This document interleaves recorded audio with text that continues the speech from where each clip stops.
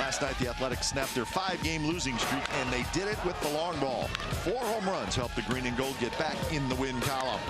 Also, Rich Hill continued his winning ways on the road as he struck out 7 on his way to his 5th win. Tonight, it's Kendall Graveman's turn. The young right-hander needs to get back on track. He hasn't gotten a win since April 20th. And with the Rays' struggling offense, this might be the start to get back on a roll. It's game 2 of 3 from St. Petersburg, A's and Rays, and it starts right now.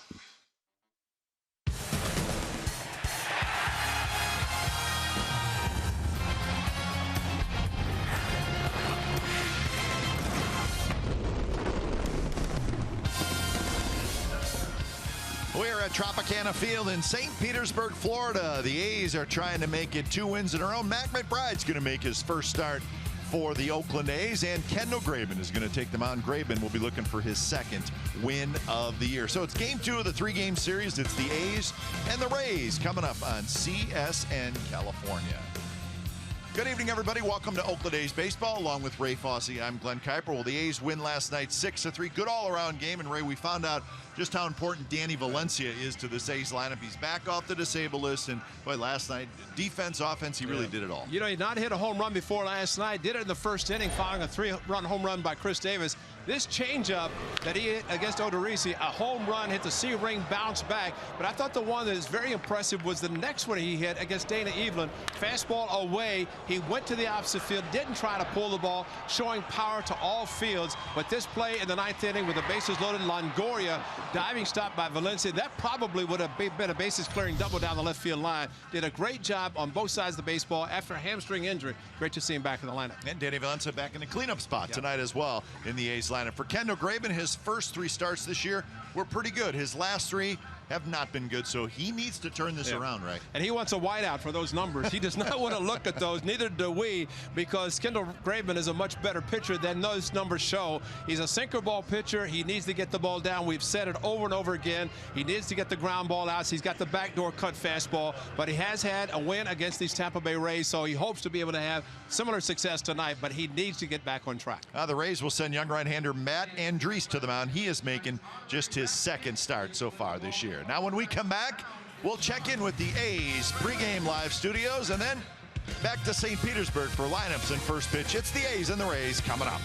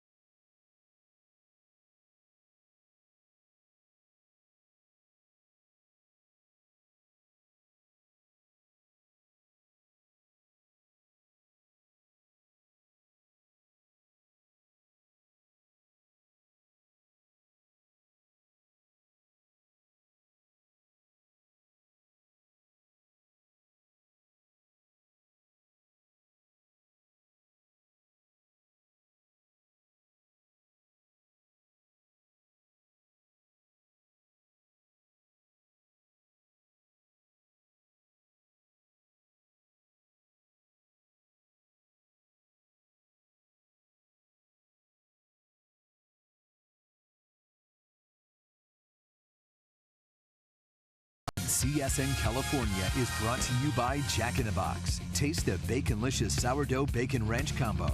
Only Jack in the Box. And by Toyota. It's Toyota time for big savings on legendary Toyota quality. Take a test drive today. Toyota. Let's go places. Back inside Tropicana Field. Nice, warm, humid day here in St. Petersburg.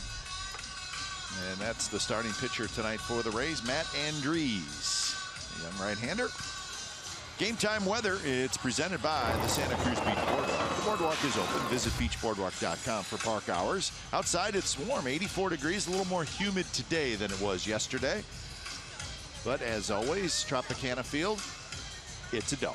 So we are inside, very comfortable. The giveaway tonight, the fedora, the light blue Rays fedora. Not a bad look. So the starting lineup for the Oakland A's looks like this. Billy Burns will play center field. Yonder Alonso, who's swinging a very hot bat, he moves up to the second spot. Reddick hits third. Valencia back in the cleanup spot after his big game last night. Stephen Vogt will DH. Chris Davis, Marcus Simeon, Chris Coughlin, and Matt McBride is going to make his first start as an Oakland Athletic. Well, the young man's going to make his second start. That is Matt Andriese, who will be on the mound for the Rays tonight. He pitched very well in his first start against the Angels last weekend. Briefly faced the A's last year, as a couple of guys have some numbers, but he pitched so well against the Angels, they decided to start him again tonight, and he does get the ball for Kevin Cash and Jim Hickey in tonight's start. And Billy Burns steps in, and we are set for baseball from St. Petersburg. A's winning last night by a final score of 6-3. First pitch of the game is in for a strike.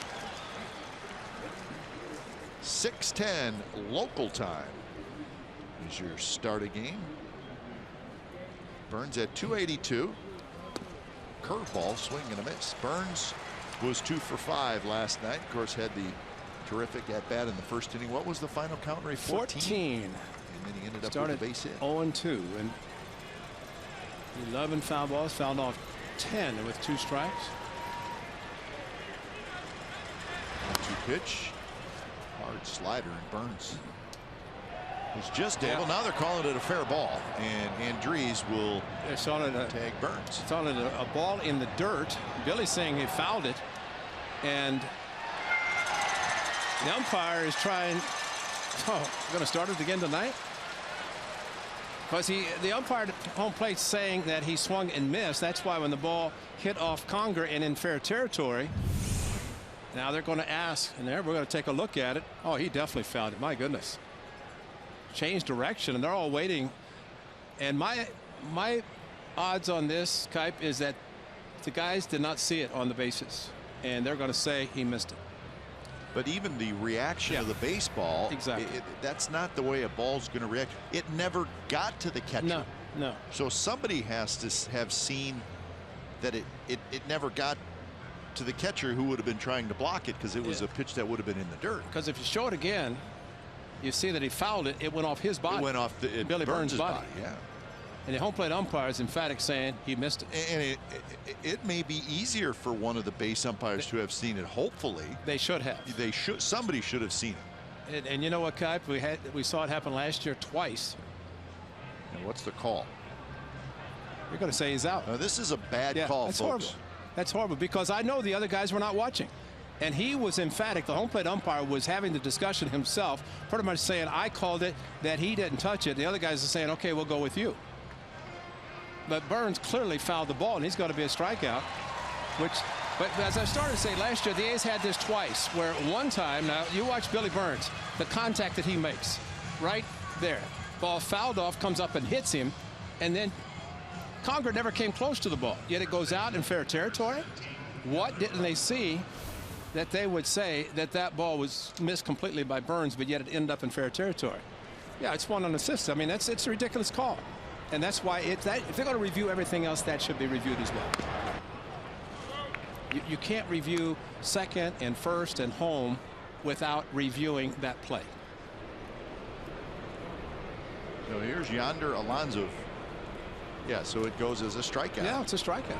Or one unassisted. I mean, because he came in It's a strikeout, 1 unassisted, because Andres picked up the ball and tagged Billy Burns. I mean, but you know, last year twice, I keep saying, the umpires on the bases said it's whatever the home plate umpire called. And you noticed in that, it was Mark Carlson doing all the talking to the other 3 umpires. 1-1 to Alonso, then pitch in the dirt, 2-1. Yeah, that's a very strange play. I mean, the ball, it never got anywhere. They're saying near the catcher. They're saying it's a ground out.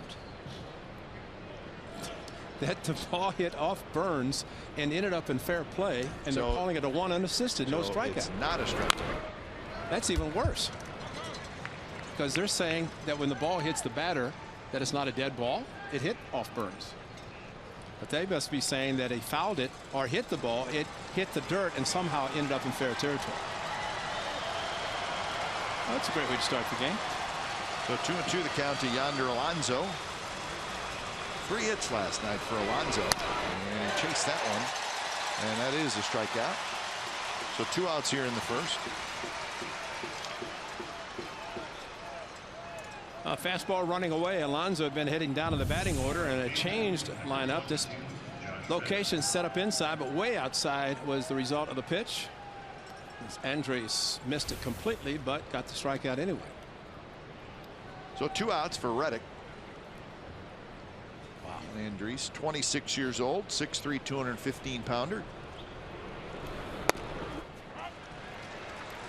Last year he pitched in 25 games for the Rays, making 8 starts. Kind of back and forth between the big leagues and AAA Durham for Matt Andres. Facing Reddick.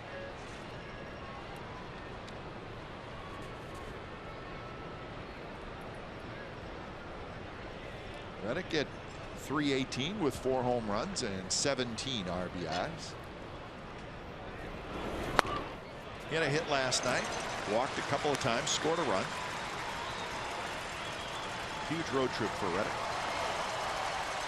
Southern California is where Matt Andres grew up. Grew up an Angels fan. Went to UC Riverside.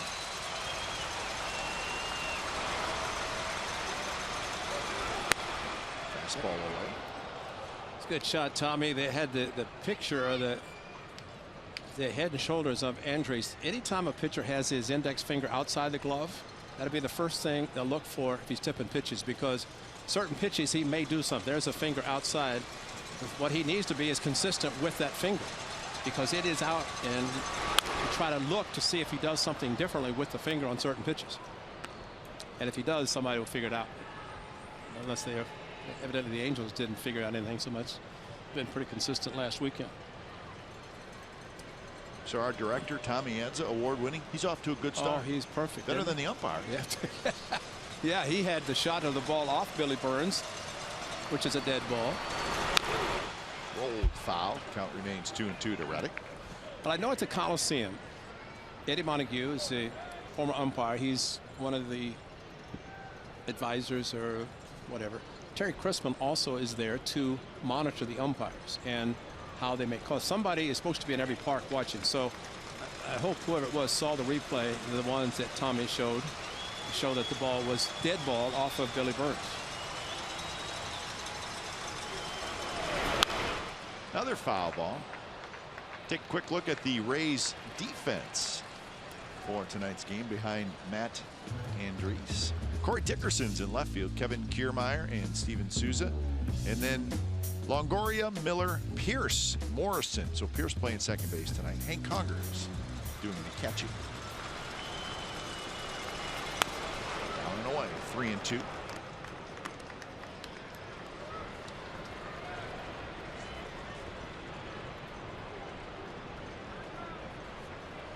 Valencia waits in the on-deck circle, hoping to get a chance to hit here in the first inning. Andres kicks and deals, and that one's hit high in the air, shallow right center. Souza coming in, and Souza makes the catch. So it's a 3-up, 3-down inning for Matt Andres. Bottom of the first coming up.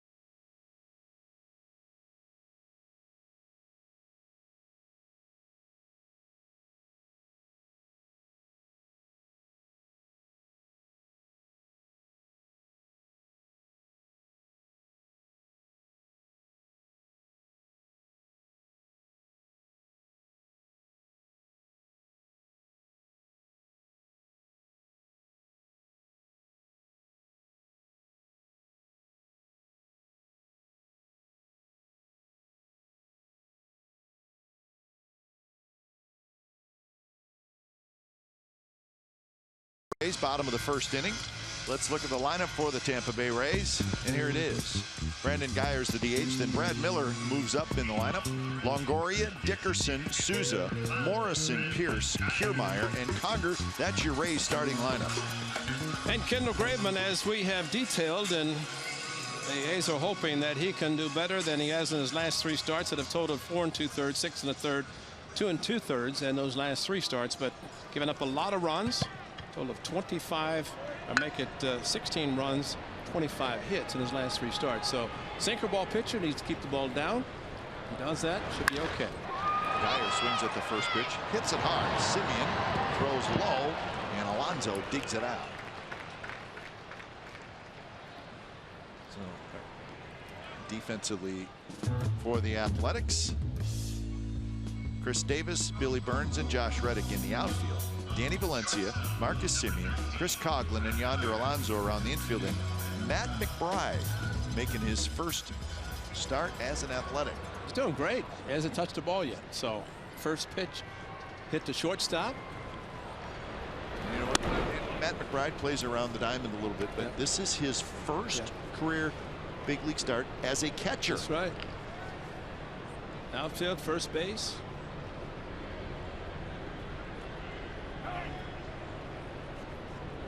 Well, and I know, Kite, you've heard me say this before, but you just saw him shake off. Kendall Graveman shook off 4. So I didn't know he had 5. Well, he does tonight. 2 and a 4 seam count as 2, and then the others. But you will not see a pitcher add and subtract. But Kendall Graveman's going to call his game, because he's going to shake to exactly what he wants to throw, because McBride really does not know him that well. But at least good news is keeping the ball down. So 2-1 the count to Brad Miller, hitting .204 with 4 home runs, 8 RBIs. That's 4 right there. What's the changeup? A good pitch, 2-2. Breakdown this year: 45% fastballs, 33% cutters, then the curve and the change. You see, the fastball's a 2 and a 4, so that's the other 2. Total of 5. I didn't mean to confuse everybody. Pitchers who have the 2 and the 4 is equivalent. Pitchers will actually say, if I can hit the 4 quadrants, if I can hit the corners, up, down.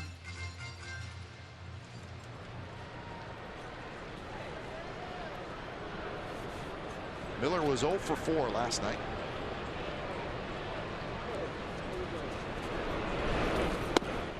Strike 3 called on the outside corner. Miller can't believe it. Backdoor cut fastball is a pitch that Kendall Graveman, spring training, early part of the season, has worked on. And similar to last night, Rich Hill pitching outside to the right-handers. And good news is Mark Carlson liked it. Whether it's a strike or not, whether it came around the plate or not, he liked it. And Brad Miller didn't, but that's the backdoor cutter that he thought was outside. So 2 away. Here's Longoria. That pitch called the ball. Longoria, 233 with 6 home runs and 18 RBIs. He had an RBI double last night. Also walked and scored a run. Of course, he hit that ball in the 9th inning that we all took a deep breath on. Valencia made the diving play with the bases loaded and 1 out. Ray, I think I agree with you. It was hit so hard. If it gets past Valencia, it may go down into the left field corner, and it may score 3 runs. The way Coco was playing last night, Davis was playing left tonight, but he was shading him or playing him straight up, more or less. And plus on the turf, would have scooted probably right into that corner. It would not have been good, but Valencia, diving play to his left, actually saved the game. Shading him to right center. Longoria, and he's a power hitter, likes to pull. This is the play. Bases loaded, 1 out. A's up 6-3. And this is a great angle, because look at the ball as it's hit, and you don't even see Coco in the screen in your picture. And Valencia, as he told us post game, he was kind of shading towards the line, figured every ball was going to be hit to him by Longoria. Unfortunately, he was prepared for that. Toward Valencia, drifts into foul territory. He's got room, and Graveman has a 3-up, 3-down inning. No score after 1 from St. Petersburg.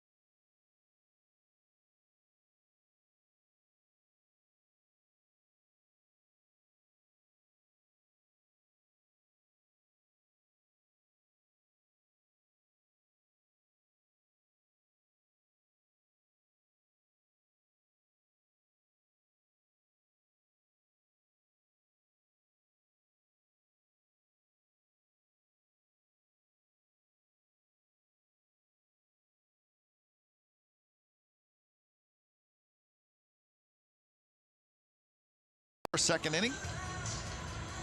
Both pitchers with 3-up, 3-down first innings as Danny Valencia steps in here to lead off the second. Those A's fans either did not get a fedora or they decided to keep their A's caps on, which I hope the latter is the case. Fedora looks pretty nice giveaway tonight here at Tropicana Field. You look good in yours last night. I like it. Yours was, you look good in yours. It's just a little small. Yeah, a little on your beanie head. type. Yeah. They don't make big head fedoras, I guess. Big head fedoras. I mean, I thought you looked good. I did.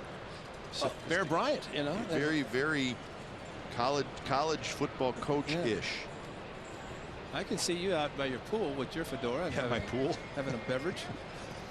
Yeah, I would do that. I like it. 0-2 to Valencia.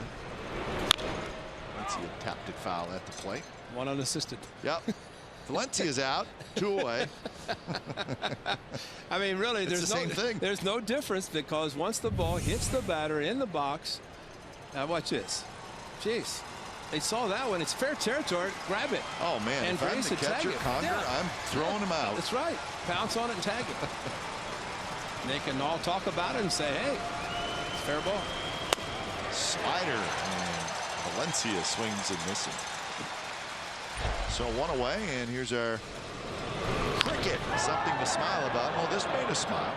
Danny Valencia.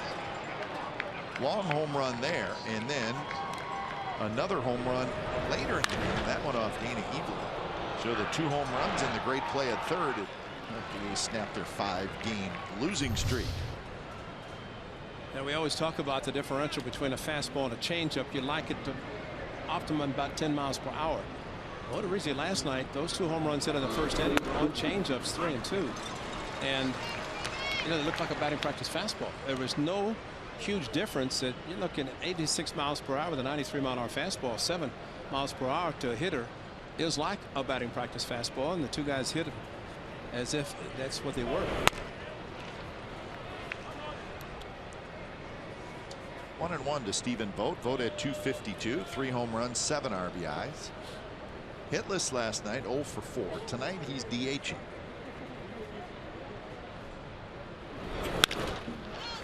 On the ground, Pierce playing at second base, scoops it up. And no shift for Stephen Vogt. Grounded into the conventional position at short or at second base. The Rays are a team that shifts a lot, but they don't shift for a guy that most teams do shift. Exactly. That's surprising. It's hard to figure out. Here they go with with Davis. They're going to move around. Infielders happy that there's nobody on base. They don't have to play in, considering the way Chris Davis makes contact and smokes the baseball. First pitch is hit high in the air. Souza doesn't see it. Now he does, and he makes the catch. So 6 up, 6 down for Matt Andriese. Bottom of the second coming up.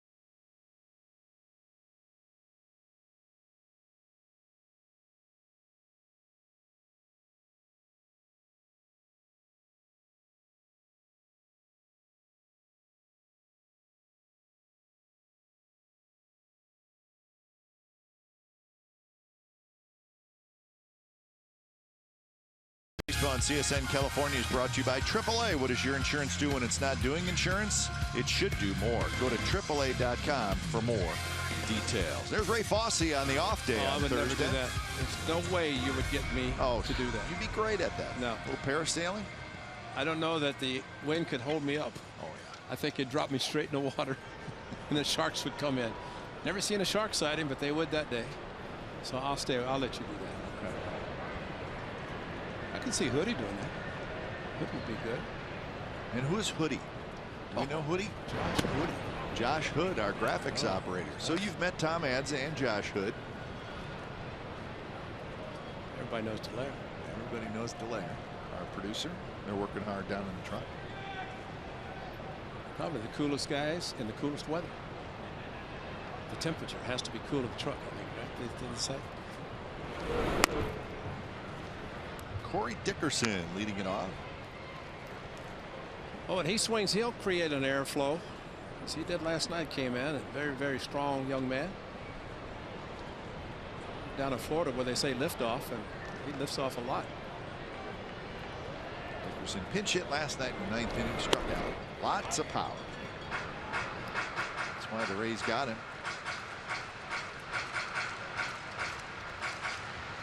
Well, they want to keep Longoria. He's their best player. Usually that player hits third, and that's Longoria. He's been there his whole career.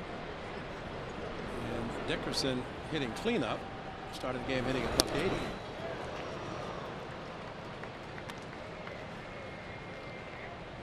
Good cut fastball from Kendall Graveman.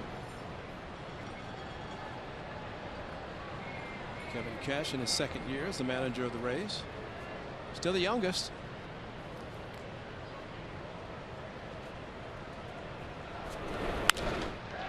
Hit to right. Reddick near the wall. Reddick cannot get it, and it is off the wall. And Dickerson hits the bag at second. Dickerson's going to try for 3, and he will make it with a head-first slide.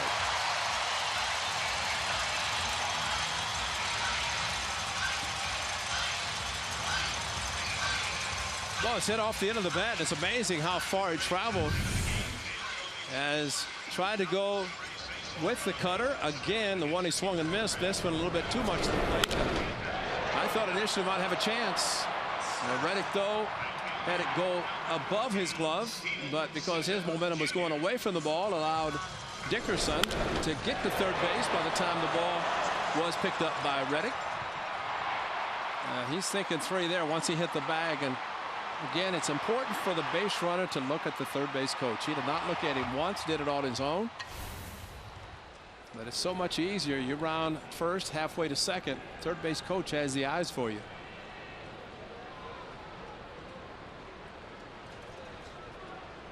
So Dickerson gets his first triple of the year, and here's Steven Souza. He takes a stride.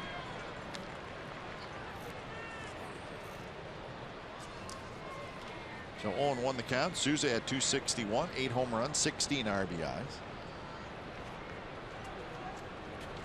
That one runs down and in. Souza had a couple of hits last night, a double and an RBI. Came over in a trade from the Washington Nationals a couple of years ago.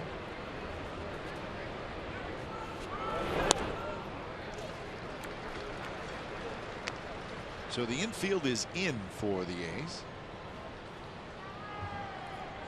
Maybe not quite all the way in, but pretty close.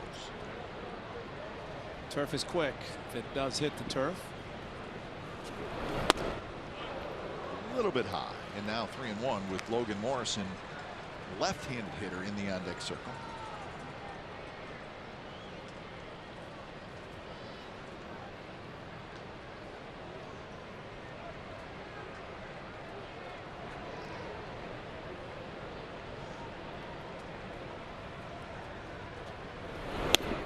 And the 3-1 pitch is low, so first and third, nobody out. Here's our forward right choice.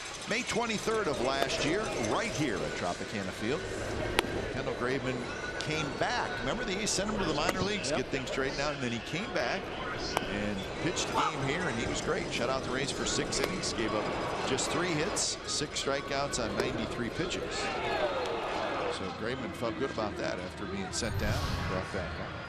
Well, he had a nice conversation with Barry Zito, who was at Nashville, and came back raving about the conversation he had with him. Barry has since retired, and that's against the Rays at Oakland and here, both very, very good. No runs.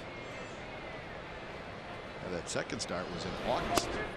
There's Morrison, a chance for his first RBI of the year. Of course, if he hits a double play ground ball and runs score, he won't get it. I think Kendall Graveman would love a strikeout, then a double play ground ball with Pierce due up.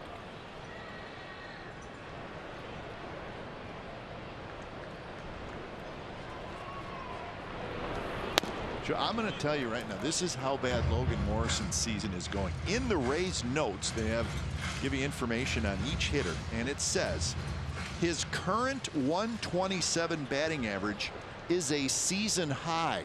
Oh my, really? Season high? That's almost impossible. Season high. Thought you were going to say the lowest of qualifying players. He is 4 for his last 15. And that has raised his average to 127, which is a season. That is a struggle. And he's been a decent hitter in his career. So, well, he's had some big hits against the A's when he was with the Mariners. That was surprising to see his numbers here. And it's a strike, and the count is 2-2. So he's trying to figure out what the heck's going on, I'm sure. He's got 10 hits, 8 singles, and a couple of doubles. Lots of strikeouts. It's kind of a check swing. Should I not? And you go that far and you're struggling, it's going to be a strike every time.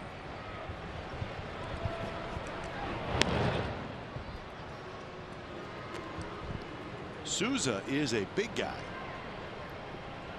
but he's got good speed.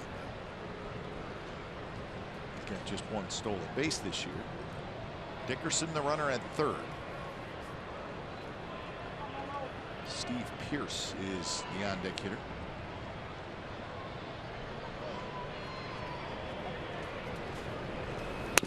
And now full count. See if Souza takes off. Morrison did pinch hit last night in the 9th inning, and he walked. Actually put together a pretty good at-bat. Yeah, this is a call for a manager, because if your hitter's hitting $127 and you're hoping for contact to avoid a strike him out, throw him out, That's why it may be difficult to send the runner. Although he's a sinker ball pitcher, Graveman is, and ground ball pitcher. If he makes a good pitch, might get a ground ball. Just a matter for the A's, hopefully, to get it to one of the infielders. And he took it, and it's just a bit low. And now the bases are loaded with nobody out. It was a close pitch, just a little down.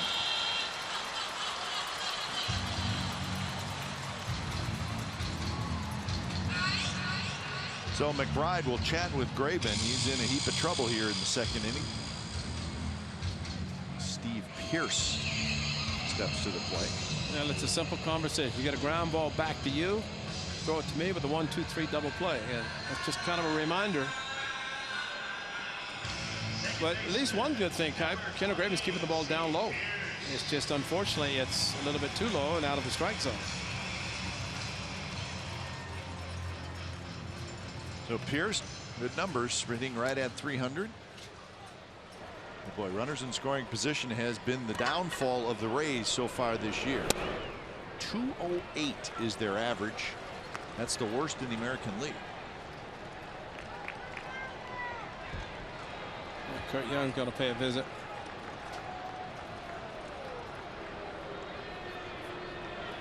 Here's the clock. Started when it hit the foul line, so maybe they don't do it when you're coming out of the dugout. Well, there's the runners in scoring position story. 208.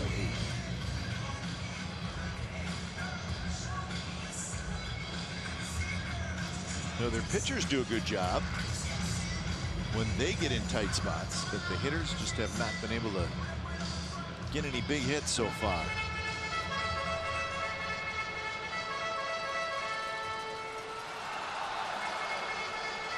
So the count 1-0 to Pierce. Kevin Kiermaier, the left-handed hitter, will be next.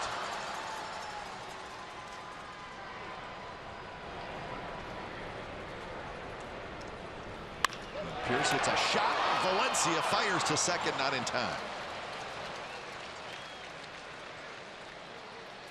So sometimes, Ray, you just got to get a little lucky. Yeah. That was a smash. So, ninth inning last night, second inning this afternoon or tonight. Could have been 3 runs, and you see Davis in the outfield. That was almost a double play. Fortunately for the Rays, Souza off second base just took one step and got back. And also fortunate for the A's that the throw by Valencia was good enough to Coughlin that he was able to catch the ball. Reddick was backing up, but that would have not been a very good thing. But a good catch and almost a double play. Now get the double play, a fair, fast base runner. Kiermaier takes just a shade outside. Kiermaier at 210. 1 for 4 last night. As Ray said, very fast. And now 2-0. You see the way the ball moves away from the left-handers from Graveman. It two-seam fastball has a lot of movement. The one to Pierce ran in on his hands, and he pulled it into the glove of Valencia. But the two to this hitter have both ended up way outside. You have to make an adjustment as a catcher. That's a good adjustment with the cutter. Almost looked like Kiermaier was maybe looking for a ball away, and then he saw it coming in on him, and he took a swing at it. Well, it's a good cutter, and he opened up. Yeah, he was looking in. You gear for a fastball and you get a cutter, then it changes everything. Now you may take the two-seamer, start it at Kiermaier, and bring it back over the plate. As much as the ball is moving, it would not be a bad idea. Kendall Graveman may be talking about that. Remember the catchers, and this would include Fagley, who has a bad right knee, Stephen Vogt, who's a DH, and Mcbride. All three would be meeting with Kurt Young and Kendall Graveman. But a crucial situation, and Graveman perhaps wanted to tell Mcbride what he wanted to call or what he wanted to throw. And that one is looped toward left field. Coming in is Davis, and Davis makes the catch, and it's going to be a double play. Coughlin hustles back. They tag him, and the inning is over, and the Rays do not score. Wow. Souza was almost to third base, but Davis came in, made the catch, and that's how the inning is. Thank you very much.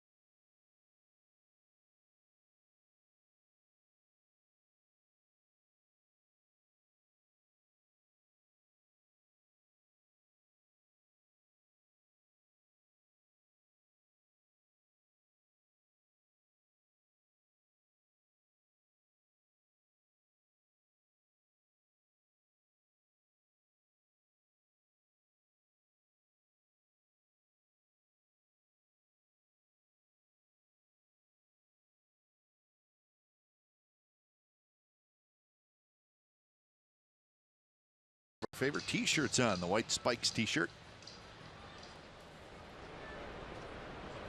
He was happy with the way at the bottom of the second inning. Oh, got the A's cap, the white cleats t-shirt. Simeon, Coughlin, and Mcbride here in the top of the third. Have you met Houdini, the guy Kendall Graveman Houdini? No. Sometimes bases loaded, nobody out. Unbelievable. 1-0 to Marcus Simeon. Off the bat, I did think Kiermaier's ball, I thought it was going to fall. But it's hung up a little bit. Davis got a good break on it. Souza obviously thought it was going to fall as well. Really, you have to think one run. Anytime the ball's in the air like that. He did a great job with the line drive to Valencia. But with a fly ball, maybe his angle, he thought Davis would not get to it. But I agree with you that it hung up just enough for Davis to run in to catch it.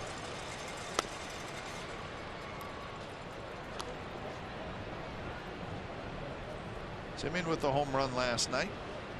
And a couple of hits, also a walk.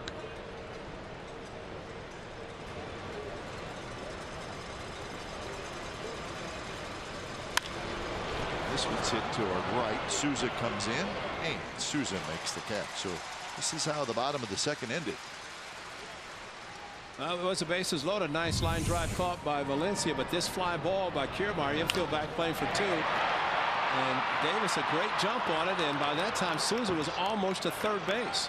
Well, coming back into Coughlin, he tagged the runner, and it was not deep enough. He thought he was going to score or drop, but it was not going to be deep enough for Dickerson. He should have been, but that was confusing watching Dickerson. Where was he going? He must have thought he's going to drop also, but definitely a third. You want to tag up or at least halfway, but not take off like you think the ball's going to drop. 1-0 to Chris Coughlin. Coughlin at 173 with 4 home runs, 11 RBIs. Coughlin was 0 for 4 last night with a couple of strikeouts.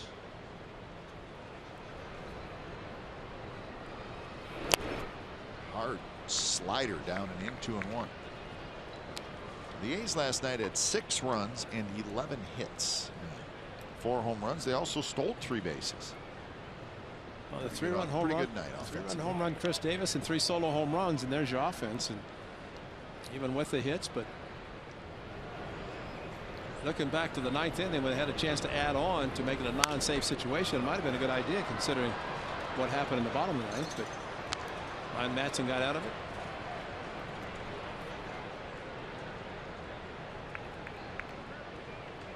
So 2-2 to Coughlin. Good job by Chris Davis. Davis playing shallow with the left-handed hitter and able to get the good job.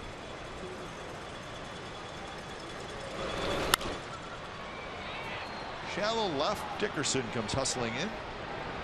Dickerson grabs it. So first 8 have been retired. Matt Andriese, and now he faces Matt Mcbride.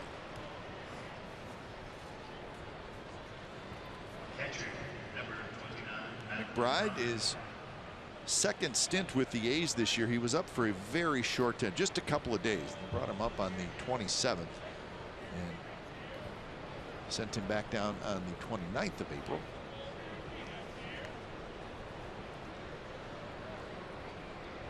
He did not get in a game during that short period. Down in Nashville, he played some catcher, played some outfield, even had a game at first base, and that is why he is valuable at this point, with Fegley trying to get better. And that one hit towards center, and Kiermaier's not going to get it. Hustles over into left center, so Matt Mcbride has a base hit. He's been in the big leagues before, so it's not like it's his first big league hit or anything. In fact, it's his 31st big league hit. Andrews hung a slider. He's had the big streaky breaking ball. Hey, they even know him well enough they shifted on him. So even though this is his first time he's hit for the A's, they had 3 to the left side of the infield. Logan Morrison asking, how did he do that? It's hitting 1,000. Yeah. So 2 away. Here's Billy Burns.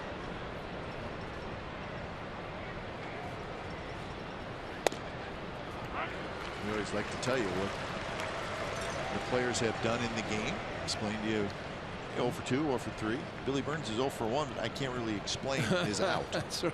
So I wish I could. He swung at a pitch that he fouled it. It hit off him. In rolled the around. In the batter's box. Yeah, I mean, any place. But Cap, I think the biggest thing is that we know Billy Burns. He's very calm. He never argues. But when he does, you figure there's something to say about it because he rarely, if ever, says anything to the umpire. Yeah, I mean, Mark Carlson's the home plate umpire that's right there, but I fault the other umpires just as much as Carlson. I agree 100%. For them to not see what happened. I agree 100%. I mean, everybody's looking right down in toward the catcher and the hitter.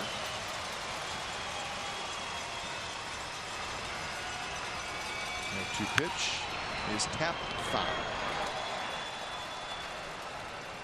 This is what happened now. Watch Burns, and it's a foul ball, and it hits him. It hits him, comes up off his midsection, ends up in fair territory. Look at Mark Carlson's looking. He doesn't know what's happened. And Billy Burns said, wait a minute, it hit me. That's a dead ball. And Mark Carlson got out in front. He had no clue what went on. It's terrible. And I agree with you. Guys on the other 3 looking in, they had to have seen the way the ball hit off his body, ended up in fair territory. And that hits Burns, so Burns will take first base. So a little 2-out rally for the A's.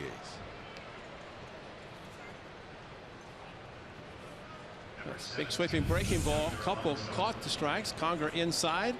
A little bit too much. Billy Burns pulled a Geyer and well, just kept bearing down on him.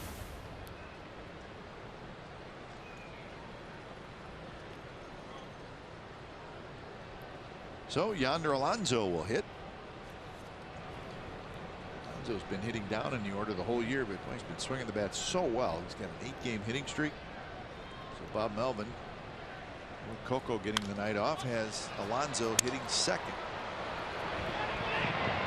And it's going to be caught by Conger right in front of the A's dugout. So the A's strand a pair. Bottom of the 3rd coming up. No score.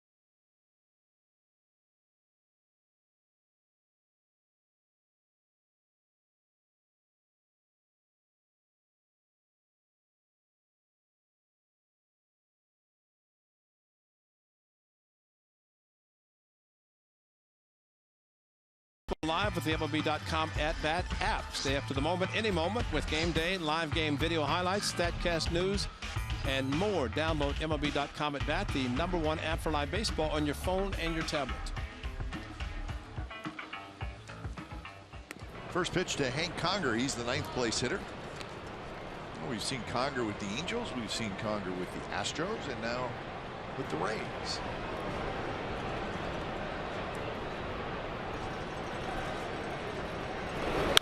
Conger rolls it foul. It's a switch hitter. One thing, it's kind of a joke every time I say Hank Conger. I said, are you okay? Because he swings so hard. That with the Angels, he would swing so hard sometimes he screw himself on the ground. He does not get cheap. No, I mean, even with a couple of strikes, and you know, as we talked last night, you got to temper your swing a little bit with a couple of strikes to try to make contact. And so a couple of the Rays swing hard even with a couple of strikes last night.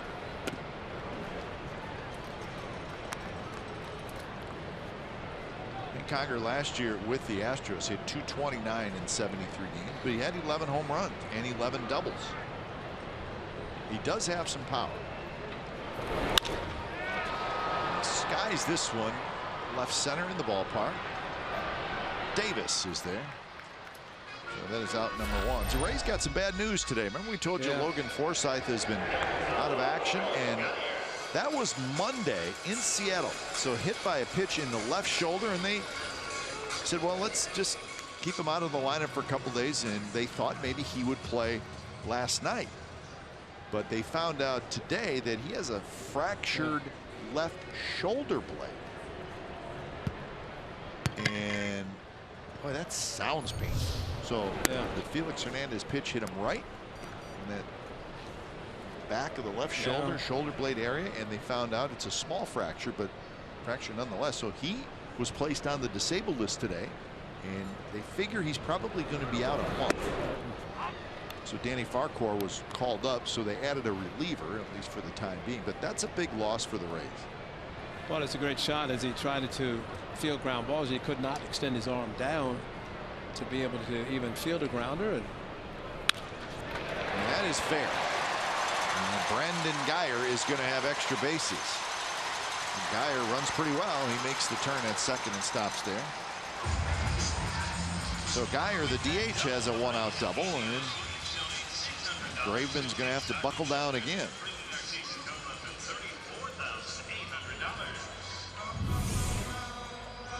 Stayed up a little bit too much. The breaking ball towards the middle of the plate. Really up, not that bad, but enough towards the middle of the plate that he hooked it. And you know, you think of 3 balls hit in that direction. One last night of the 9th, one last inning on that one. This is the best time with the bases empty because the other 2 were hit with the bases loaded, caught by Valencia. Miller takes a strike.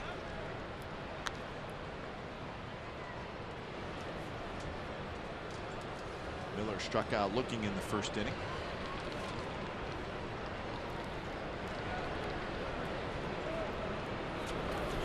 Last year, the Seattle Mariners decided that they were going to make Brad Miller kind of a super utility Ben Zobrist kind of guy, and we saw him play some left field.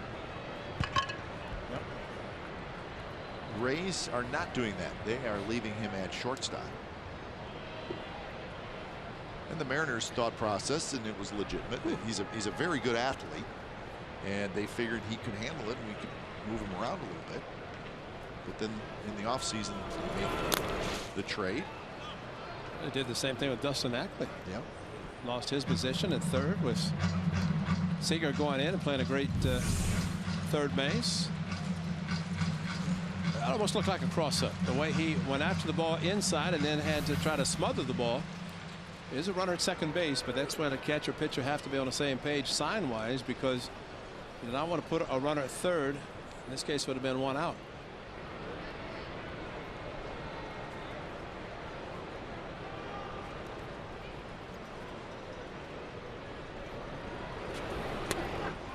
Two and two the count. Guyer runs well at second base.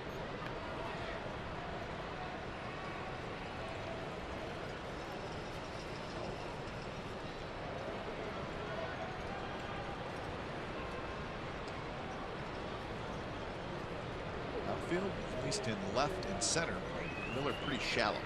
Reddick normal position right. And that one's driven toward Reddick at right center. Reddick on the move. He's not going to get it. Nobody's going to get it. It's a 2-run homer for Miller, and the Rays lead 2-0.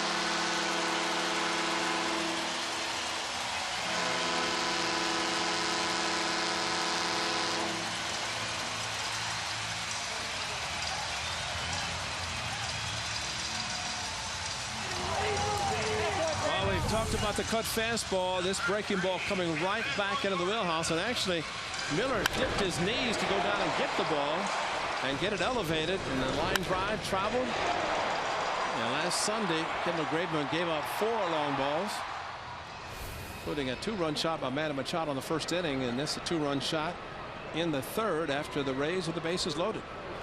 Longoria.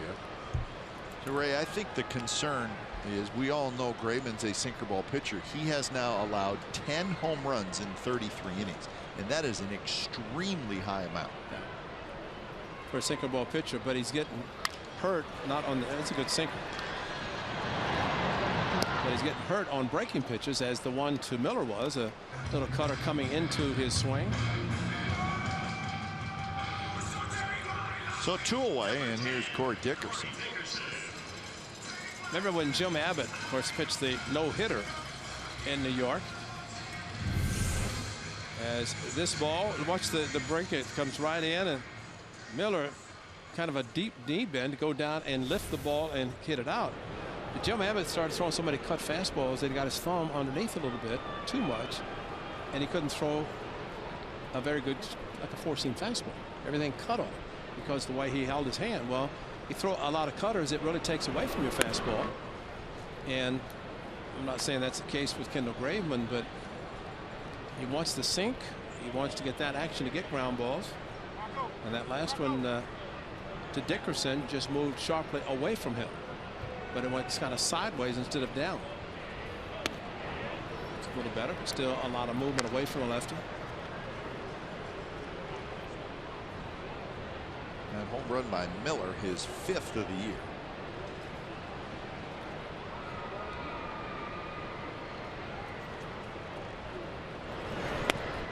And that's called a strike. Dickerson doesn't agree.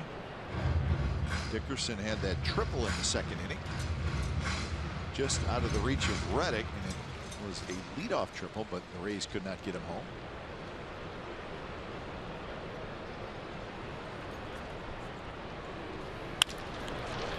Towards Simeon. Simeon across the diamond side, retired. Brad Miller with a 2-run homer. So after 3 innings from Tropicana Field, Rays lead 2-0.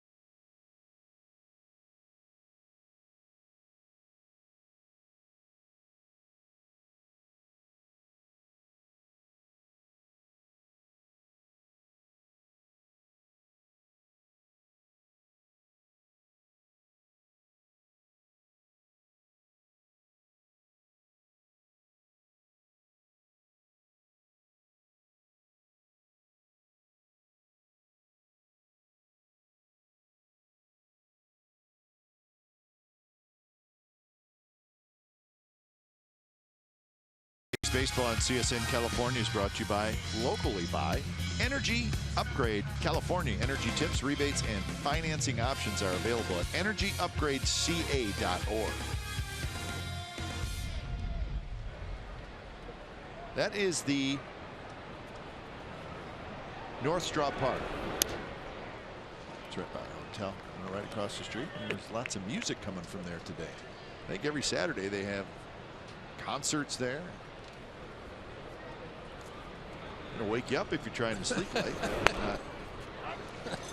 necessarily what happened with me, but you will not get to sleep in, regardless of whether there's music or not. The doors are slammed, and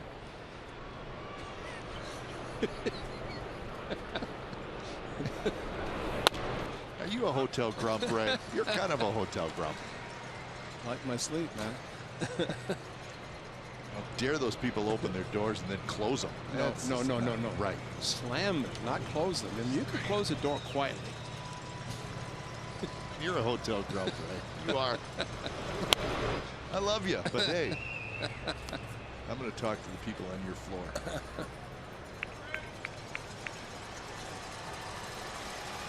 He's trying to get something going against Matt Andriese. He's been pretty good so far. A couple of strikeouts through the first 3 innings. Reddick, Valencia, and Vogt. Reddick hit a fly ball to right field in the first.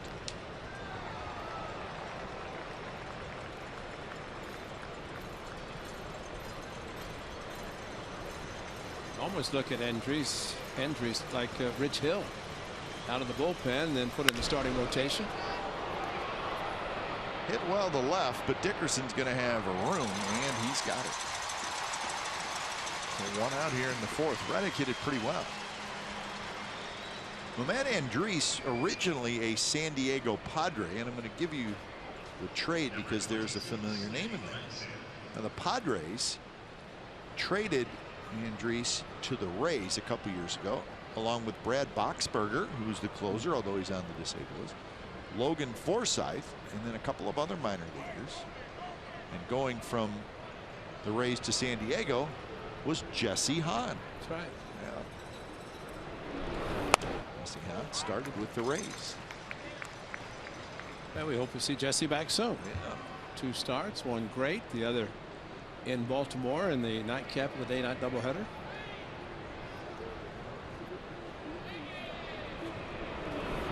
It's all said and done. The Rays got a closer and a pretty good second baseman and this young man. Padres ended up with Derek Norris. That's right. He was an all-star last year for the Padres National League. Valencia, shallow right center. Sousa there. So 2 away, just 1 hit so far for the A's. That was McBride's 2-out single.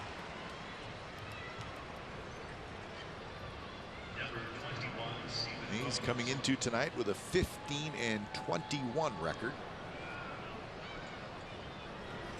3rd place, 6.5 games behind those Mariners. But it's amazing what happens when a team faces a pitcher they have never seen before. In this case of this young man who's been in the bullpen. 2 guys saw him last year out of the bullpen for the Rays. But he's been a starter now, a couple starts. But I thought his comment in the morning paper that he said because he had pitched in the bullpen, there's no real stress for him because he's been in situations coming in out of the bullpen with guys on base. So he said now when he gets a guy on base, he doesn't think about it. Kevin Cash, as a former major league player, catcher, and a manager now, said that's an interesting concept. Never thought about that, but it's really not a bad way to look. Yeah, if you look at it, you know, you get runners on base. Well, it's just like I'm pitching out of the bullpen, but I'm starting instead. He's throwing well tonight. 1-2 now to Stephen Vogt. Well, he's doing something that Kendall Graven is trying to do, and that's nail the outside corner to the lefties. Kendall is having his fastball run off the plate a little bit too much. I think Andriese is throwing more of a 4-seam fastball to the outside part of the plate. Setting up outside again, so he is throwing darts at that outside corner. 55 pitches for Andriese.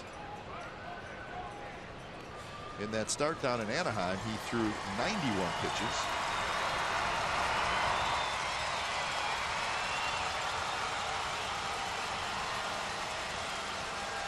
See, Conger wants it down. Hung up a little bit, hit well to left. Dickerson back again. Dickerson at the warning track. He's got it. And it's a 3-up, 3-down inning. Bottom of the 4th coming up. It'll be Sousa, Morrison, and Pierce.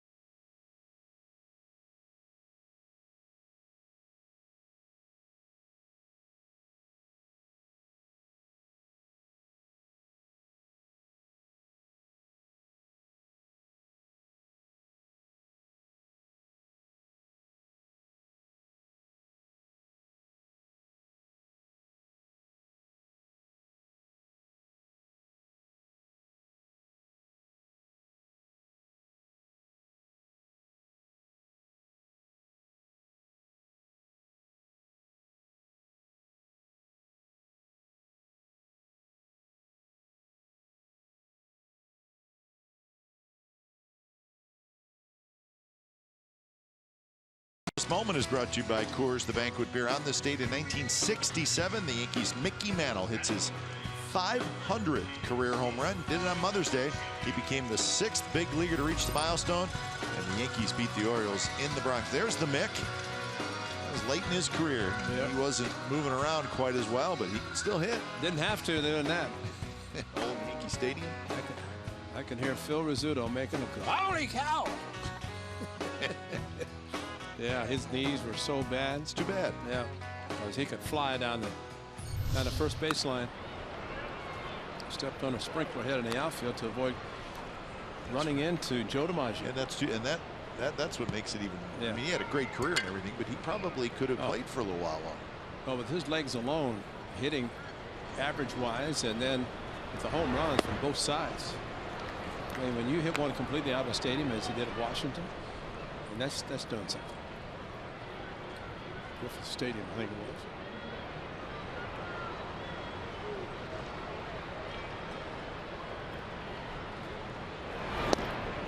One and two now. It is Steven Souza. That was a good sinker. That was one down and in. That maybe after Miller's home run on a cut fastball that really wasn't thrown that hard. He's got the good sinker. Maybe he'll go to that more.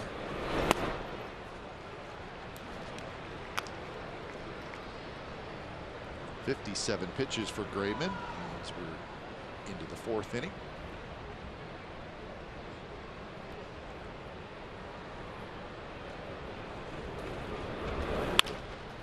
Graveman reaches down on that hard hit ball, and that's out number 1. A little more on the great Mickey Mantle. See, 18 seasons all with the Yankees, 7 World Series titles, won the Triple Crown. So he finished with 536 career home runs. So his final season was 1968. So you would have not played against him. Yeah, I just missed him. I came up in the last month in 67 and 68, but did not play against him. But the amazing story, I know I've mentioned it before, his father grew up in Oklahoma. His father's the one who said, "You're going to switch hit." And he said, because they're going to platoon, and if you switch hit, they can never platoon. They can never take you off the field. And one of the all-time greatest switch hitters ever.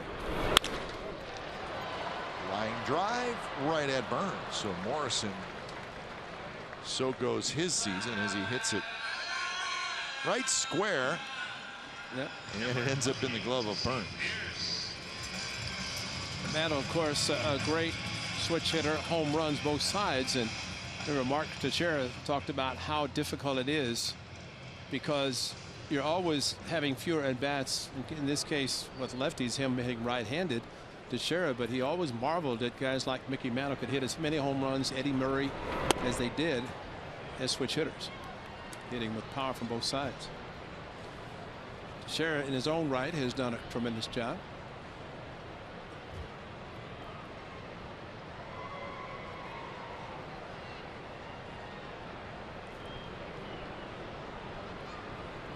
(1-0) to Pierce.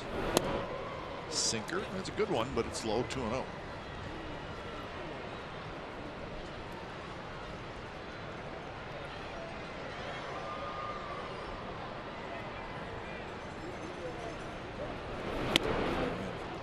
Pierce waves at that one. Pierce batted with the bases loaded in the 2nd inning, and he hit a shot right at Valencia. Line drive. Mentioned the Forsythe going on the disabled list. Pierce showing his versatility, playing first base and now second base. Beckham, who we saw last night, #1 draft choice, the Rays a few years back, but he had some opportunities last night, did not come through. Now Forsythe, I mean, he's probably their 2nd best player. That's right. So in that tough AL East, he will be missed. And the Rays is trying to hang on. Good pitch there, and it's 3-2. And it was here, and with Forsythe at second, that Toronto Blue Jays were here on the 1st and 3rd. Encarnacion hit a ground ball. The Forsythe came across the bag, and Bautista grabbed his ankle. Right, yeah. And they reviewed it and called it a double play. Valencia has it, straightens up, throws wide, and sliding into first is Pierce, and he's called safe. And that should be the only time you slide right there. And he did it perfectly with Alonso trying to come up and make the tag, but as he came up, Pierce went down. And it should have been just a routine play, which it was, but came up the line and he missed him. You can see he missed him completely, and Pierce did a great job going down and avoiding the tag by Alonso, who came up. Pierce went down and into the bag. That's a very alert play by Pierce to be able to change directions that quickly and get in safely at first. And you know, watching that slide, it's a tough slide to make because you're going to slide late. Yeah, and that can be dangerous as well. But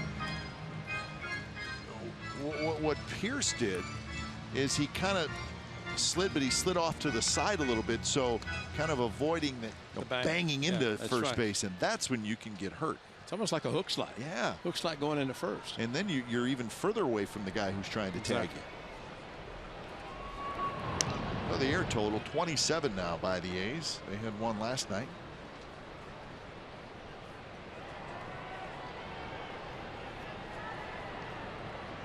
And one to Kiermaier. Valencia even with the bag. Hard hit right at Alonso. Steps on the bag side, retired. So the air does not hurt the A's. And we're through 4. And it's the Rays 2 and the A's nothing.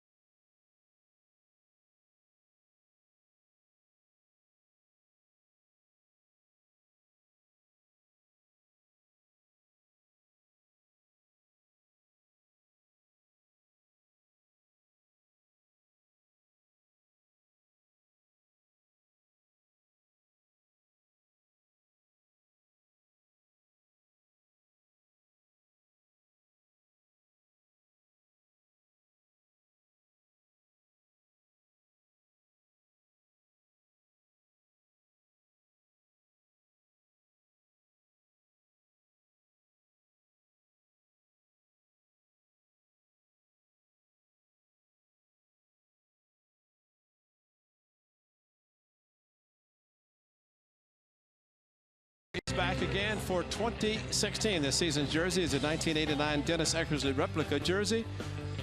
Purchase a group of 25 or more in the field level and select games, and everyone in your group will receive one. You can book your group jersey day outing by calling 510-638-GO-A's or by visiting athletics.com/jersey. I was looking at Manaea's head. Got a haircut. Yeah, we got a new player. Woof. It kind of threw me off a little bit. Guys had a shot of Manaea there, and like a different, well, maybe he wants to be a different pitcher. He's made 3 starts and changed up everything. Well, with the shift on, if Andres doesn't grab that ball, Davis has a chance for a hit. There it is. That is a completely different guy. Number 10. I want to know what made him decide to do that. Probably 3 starts and 10 ERA. That outing at Fenway. And we have a new player. He's it's not the same Sean Manaea who will pitch at Oakland. Rangers coming to town. Good homestand coming up. Rangers and the Yankees.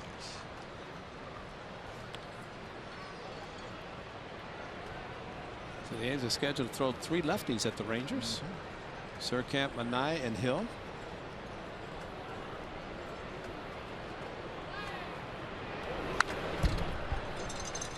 So we've been gone a lot, but start to steer toward the A's being home.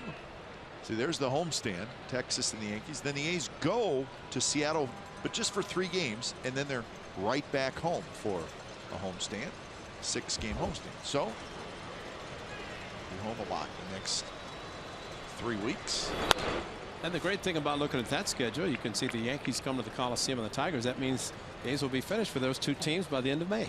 We'll not see them again the last 4 months of the season. They've already been to Detroit and New York in the other division, so the A's will see those teams just home and away. Outside.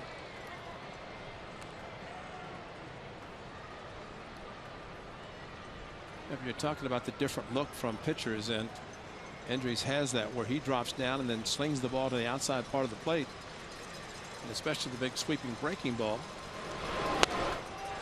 And he's got a pretty good one tonight. That's 3 strikeouts, but he's a young man pitching with a lot of confidence. Stomper. Oh. Stomper's in the house, and you know what? That's illegal. That would have been a clip in football, wouldn't it? That's illegal. That's to the head. That's a headshot. I'd pull him off the rail right now. Stomper. We're not happy with that. Actually, that irritates us a little bit. Stomper just trying to should treat a guest the right way. It was a clear shot to the head. You get thrown out of the game doing that. Watch this. Yeah, see, they turned his back and he had to come in. Oh. That's not only that, a forearm shiver to the head, to the nostril. Trump. Yeah, that's Raymond the mascot.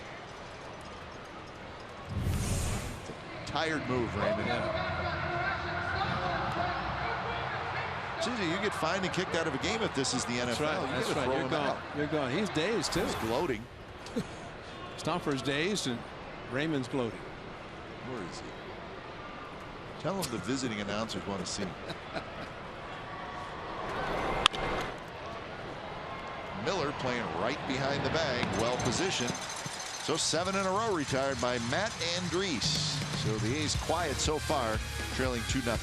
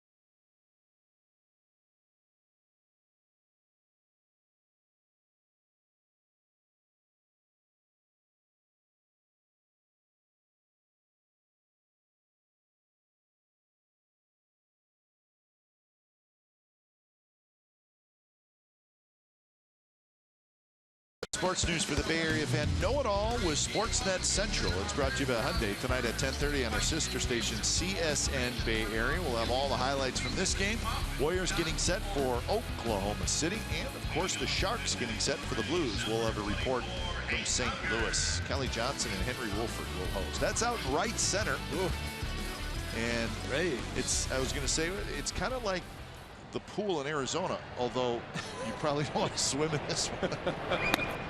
The pool in Arizona, you can throw your swim trunks on. You can just hang out in the water. That you probably don't want to. Well, they're touching the Rays, aren't they? Is that what they do out there? So there it is.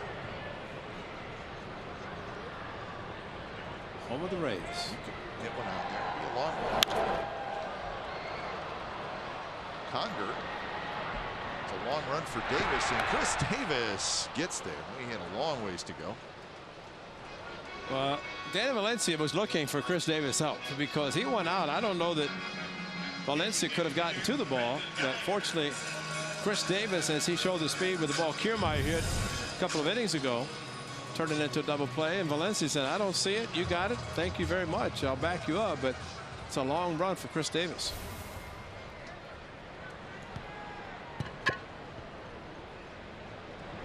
So top of the order, and Brandon Guyer will hit. He has grounded out and then doubled and scored. Swing. Nice.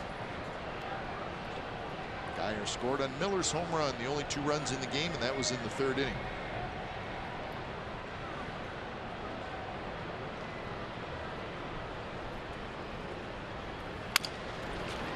Simeon charges on the run in time, 2 outs. Boy, is that smooth or what?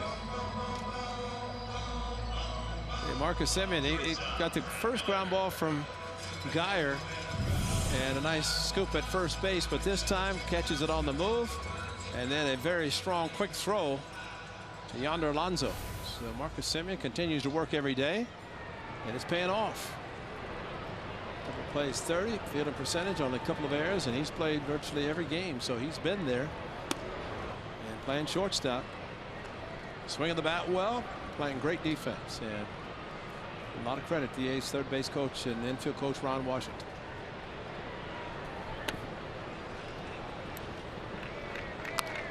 Two 2-0 to Brad Miller. Saw some of the A's moving around in the bullpen a little bit. John Axford, who's his foot starting to feel a little bit better.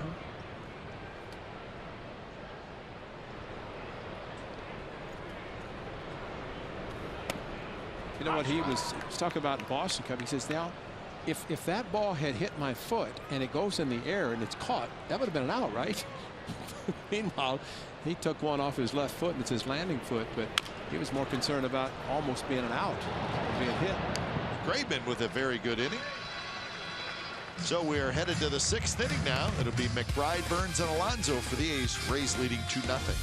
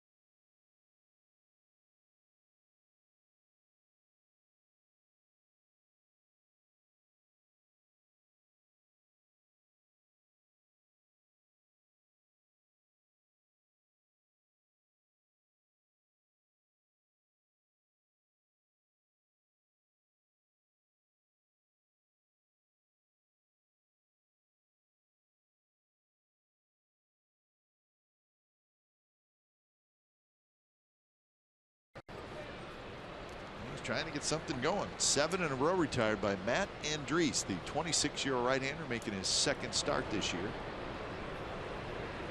He's been good. That sweeping slider at 85 miles an hour catches the outside corner for a strike. You almost have to load up your lineup with lefties as many as possible because Andriese is very tough on the righties, especially with the sweeping breaking ball. Starts kind of the front of the plate near the hitter and then sweeps to the outside. McBride had a base hit in the 3rd inning, and that is the only hit for the A's so far in this game. walks and 3 strikeouts.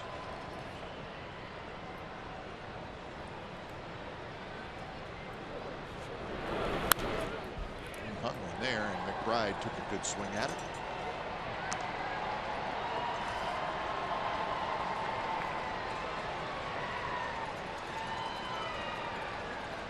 Burns to follow, and then Alonso.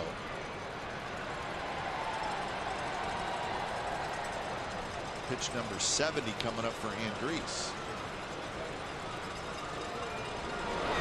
Fastball up and in. McBride just got a piece of it.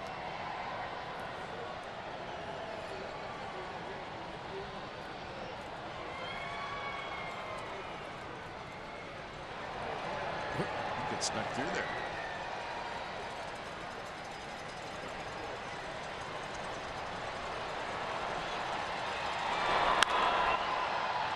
Popped up shallow left.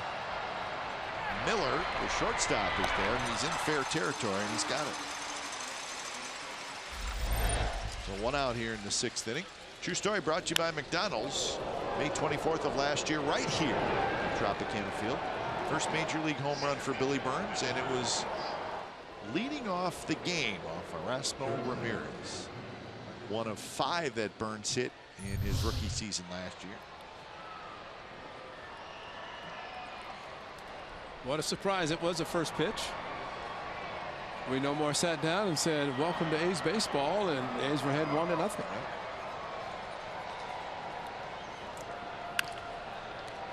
Reese grabs that one. That's a nice play. 2-1.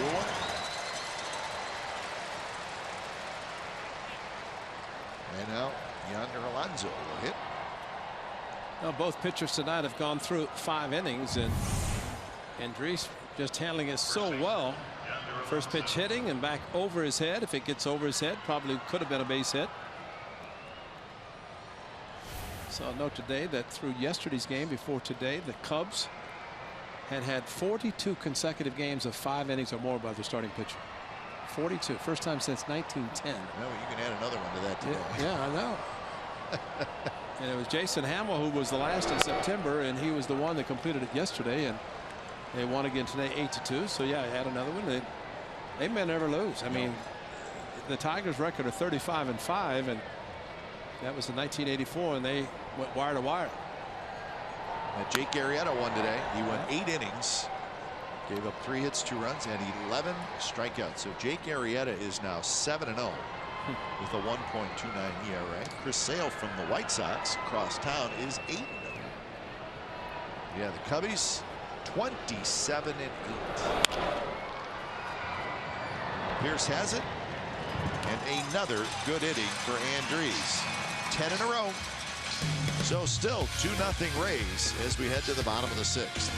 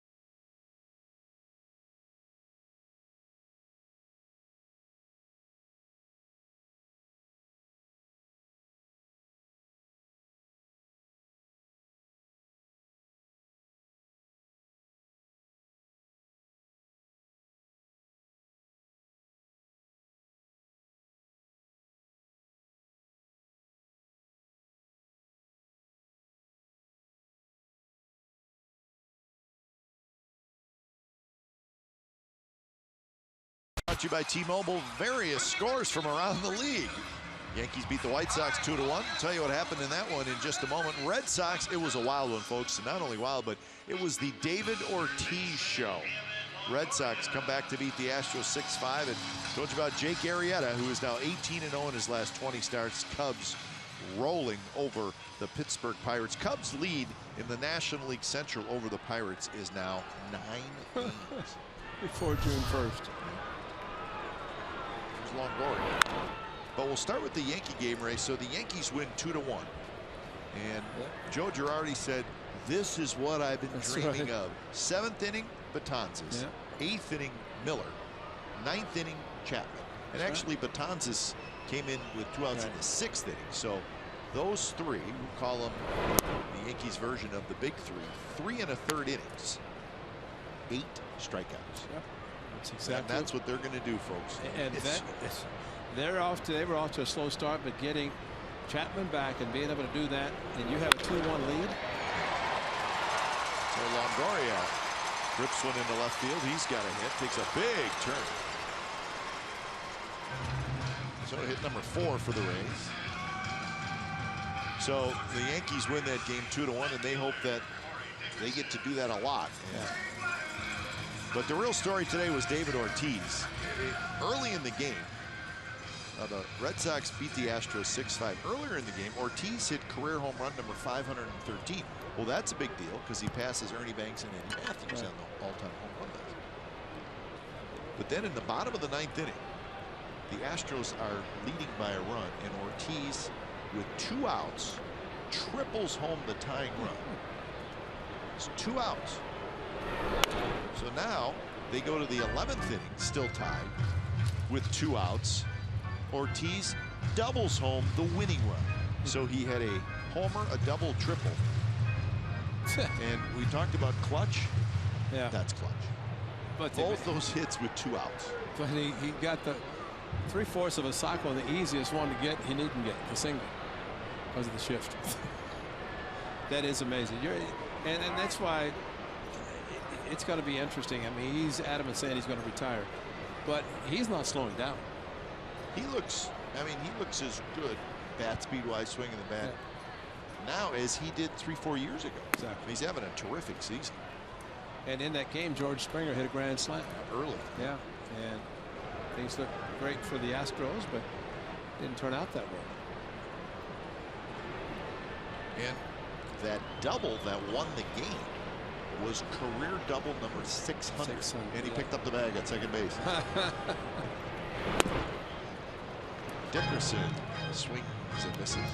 So quite a day for David Ortiz. The Red Sox, well, they only scored 6 runs today, but it was enough. Only 6. Boston now 23-14 with that win. Chasing the red-hot Orioles. The Orioles have won 6.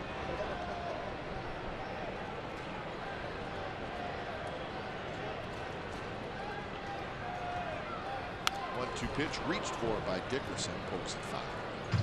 The Jays and the Rangers will get started in about a half hour down in Arlington.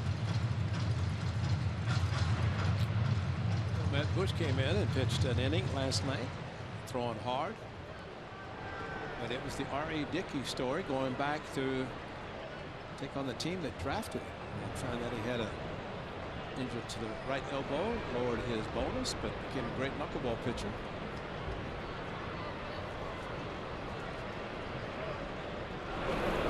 Dickerson again, foul. And tonight it'll be Estrada for Toronto, Lewis for the Rangers. And then the Rangers be at the A's Monday, Tuesday, and Wednesday. So Kobe Lewis pitching tonight. That's good because that means he won't pitch against the A's. Because he loves to pitch against the A's. Matter of fact, he said, I'd love to pitch against the A's. If he's pitching tonight, unless he comes back on short rest, he won't.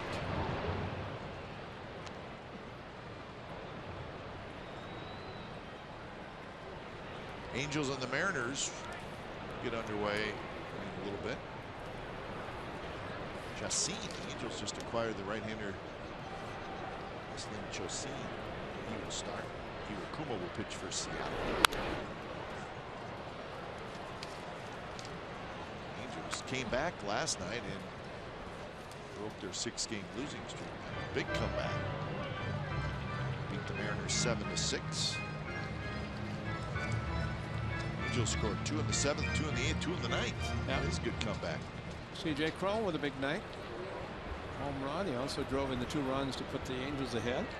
Mariners still in first place in the AL West at 21-14, a game and a half ahead of the Texas Rangers. Another foul ball, so the battle continues between Graveman and Dickerson.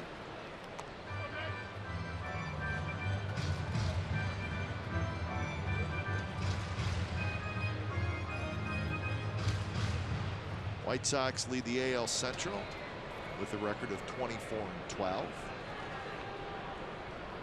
Orioles lead the AL East with a record of 22-12. Goes, and the ball is hit in the air. Shallow. Davis coming in, still coming in, and Davis is going to get there. And Longoria has to hustle back. Davis has shown a lot of speed in left field. He gets great jumps on the balls, and that is pretty special because you get a corner outfielder that does not break back, and it gets a good jump, and this ball finally hit to left field by Dickerson, and from charging in is the left fielder Chris Davis with a great play. Of course, the double play with Kiermaier earlier, the bases loaded situation, but Chris Davis can cover some ground. He's alternating between DH and playing left field. It bounces it on the backhand off Valencia's glove. It rolls down the line. Davis picks it up, and Longoria will go to third. And Souza to second. Second and third, 1 out.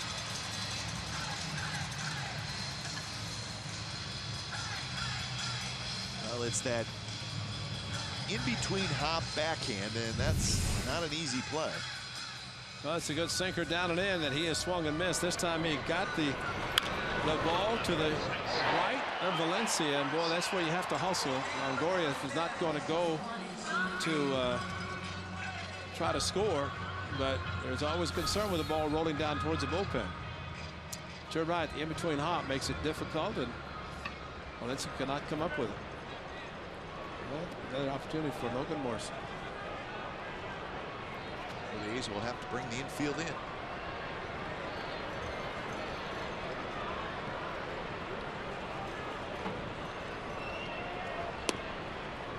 Changeup is low to Morrison. Morrison has walked, and he hit a line drive right at Billy Burns in center field.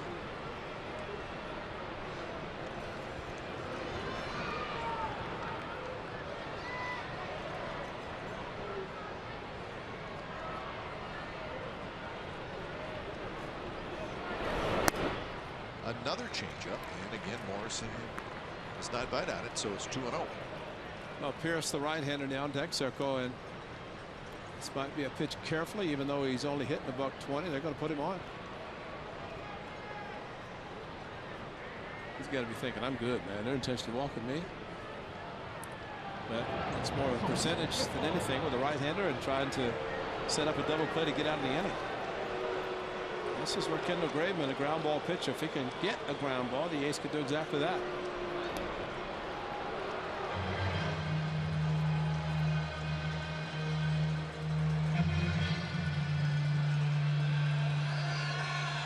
So the A's bullpen is quiet. 92 pitches for Graveman, and here's Pierce.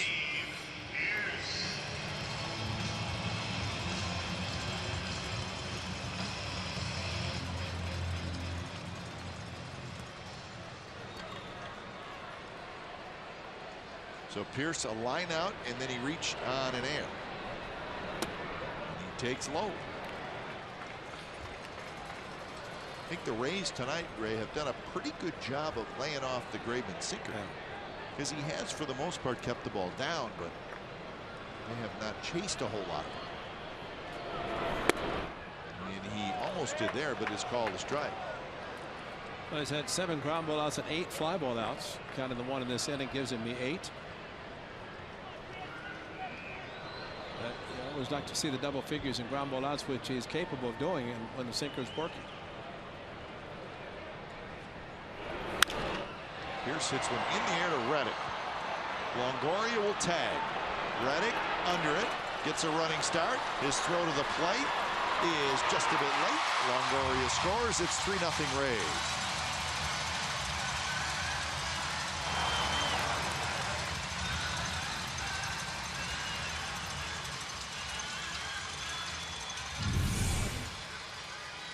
Josh Reddick did as well as you can, but the ball hit a little bit too deep. The cutter. And Reddick timing his catch perfectly. One hop, strong throw. Longoria, the ball was just too deep, but he hit the cutoff man, did Reddick, and no chance for the others to advance. So Pierce gets his 13th RBI. 2 on, 2 out now for Kevin Kiermaier. So Andrew Triggs now gets up for the A's.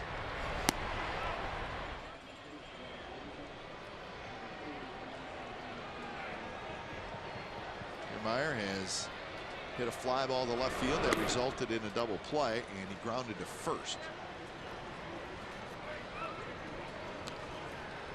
So he's 0 for 2 tonight, and in the series he's 1 for 6. Souza at second, Morrison at first.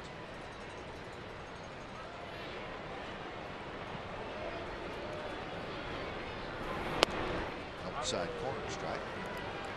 Carlson has been calling that pitch a strike tonight. Transfer Ramirez, who's pitching out of the Rays bullpen and doing a pretty good job. Yeah, he's been so good. That's why they want to keep him there, and they put Andres in the rotation. There was a question of whether it would be Ramirez or him. No strike called, and it's 1 and 2. I think the A's, I don't care who comes in, find a way to get him out of the game. Andres has pitched great. His pitch down the lower part of the strike zone that fans didn't like it.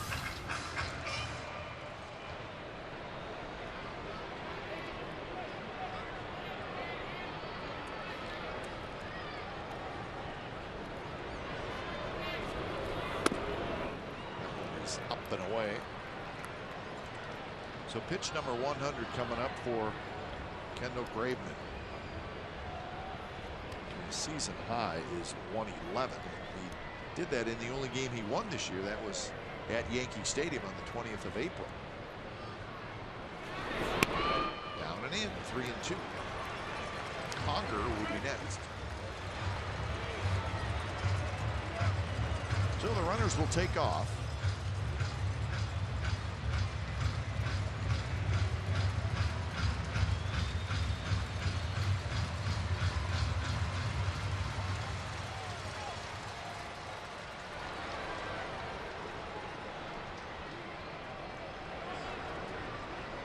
Go. And here's the pitch, and it's grounded.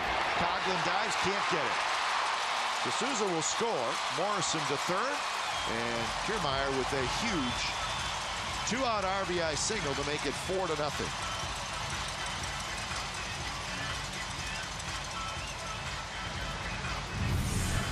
Got the ground ball. Look where this pitch is. Maybe even a ball off the plate, but it reached out. Coughlin playing him a little bit more to pull, and because the location of the fastball may be off the plate, Kiermaier decided to go for it and hit it past the diving Coughlin. So there's your ground ball pitch, just a matter of a ball eluding an infielder. So when it's time for change, think Speedy Oil Change and Auto Service, your oil change tune-up and brake experts. Triggs coming in, and Graveman gone after 5 2/3.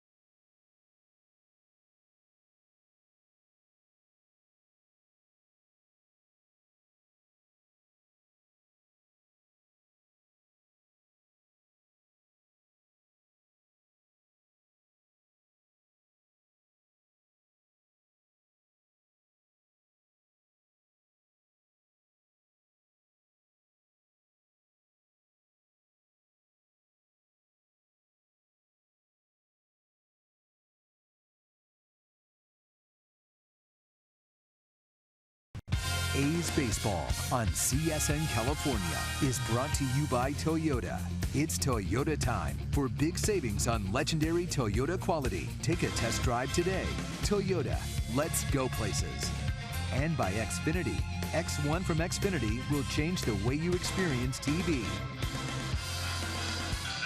So the Rays have scored twice here in the bottom of the 6th inning to extend their lead to 4-0.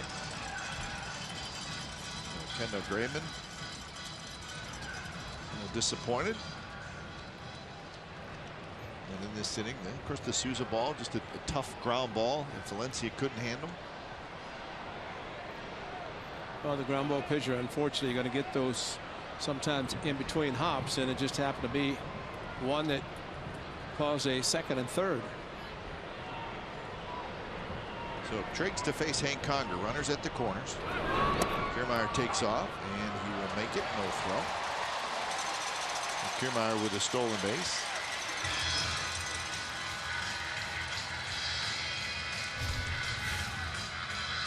For Andrew Triggs, been an interesting 2 weeks for him. He's been running to airports and running back. 4 games overall, 5 innings pitched. A walk and 5 strikeouts. And you can understand why he'd walk to the opposing team's dugout after he struck out the side, because he didn't know where he was. All those flights and all those hotels. And you know, Kiermaier just stole second. The A's have really not had base runners enough to even test Hank Conger, who has only thrown out 1 in the last 50 attempts. And now it's with 4-0. They're probably not going to get a chance to do that. Yeah, you were hoping that that would be part of the A's offensive strategy, but you have to have base runners if you're going to take advantage of that. And Dries has definitely stopped that with his pitching tonight, just the 1 hit.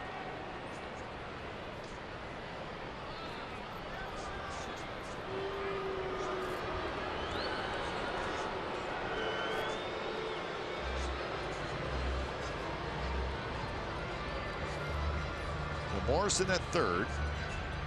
Kiermaier at second.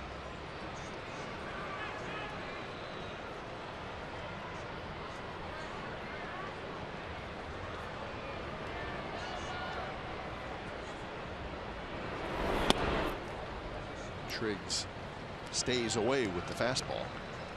Conger has hit a pair of fly balls to left field.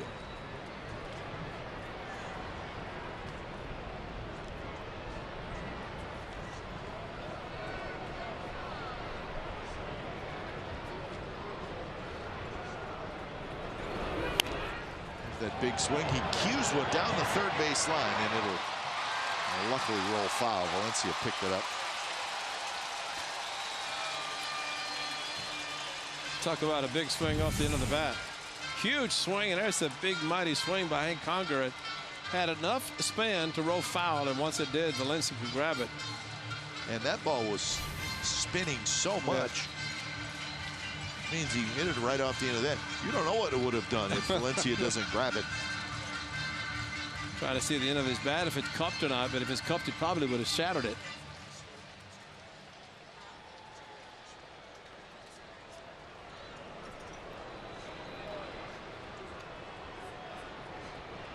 So the count 2-2.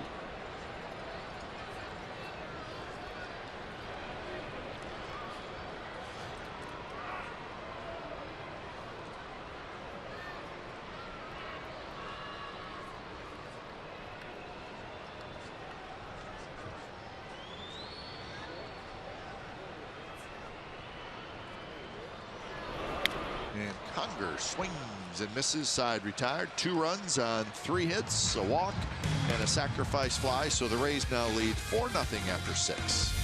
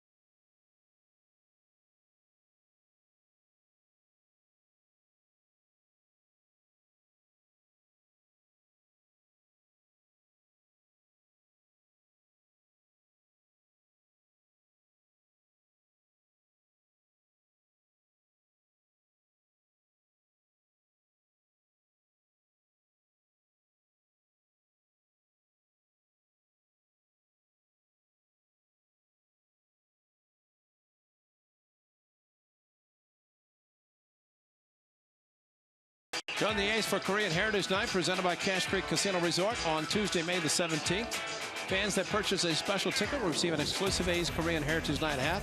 And it's also a Chevy Free Parking Tuesday. For tickets and more information, visit athletics.com/Korea today.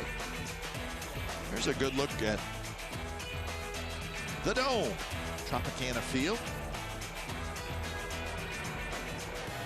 Home of the Rays since they expansion team in 1998. Remember they came in with the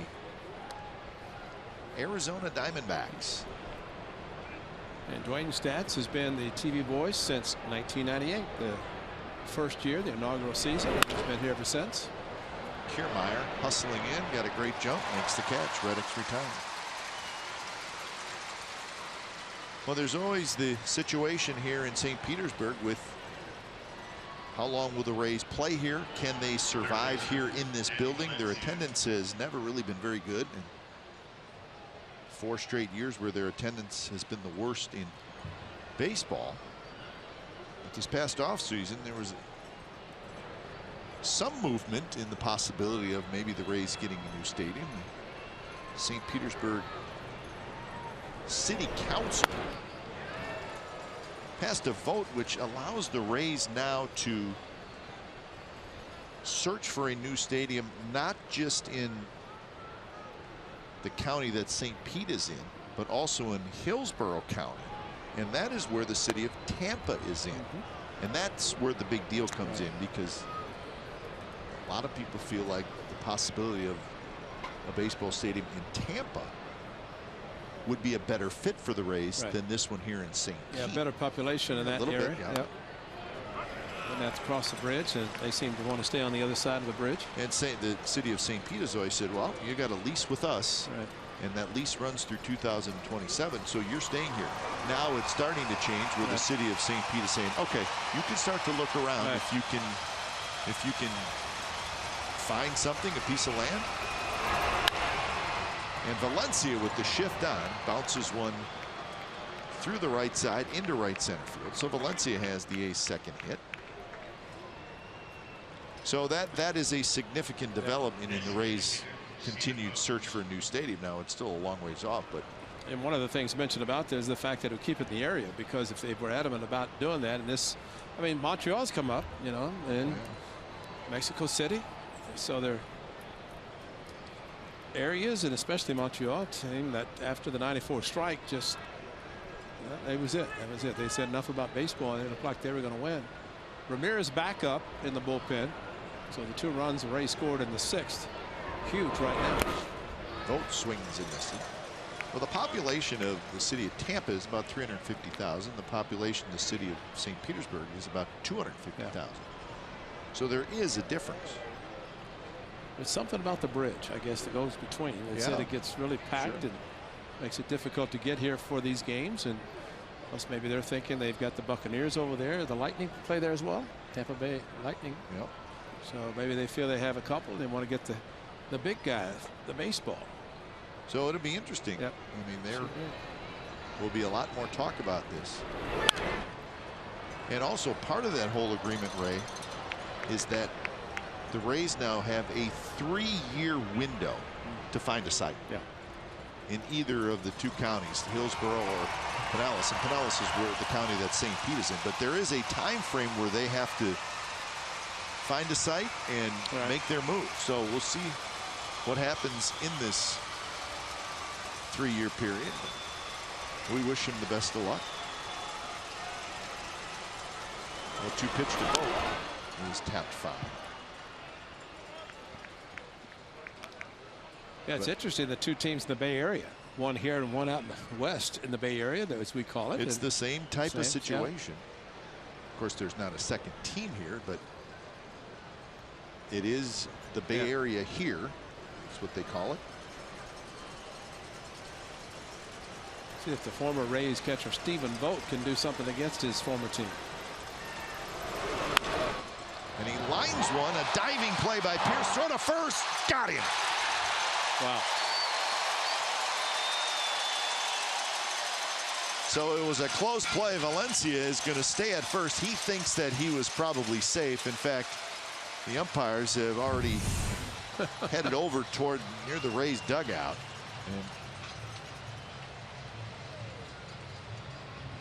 And so tough to tell on that play. Well, I think Bob Melvin said no. Nope, they're not going to look at it, so they got it. So Vogt lines into the double play, and the side is retired. 7th inning stretch coming up. 4-0 Rays lead.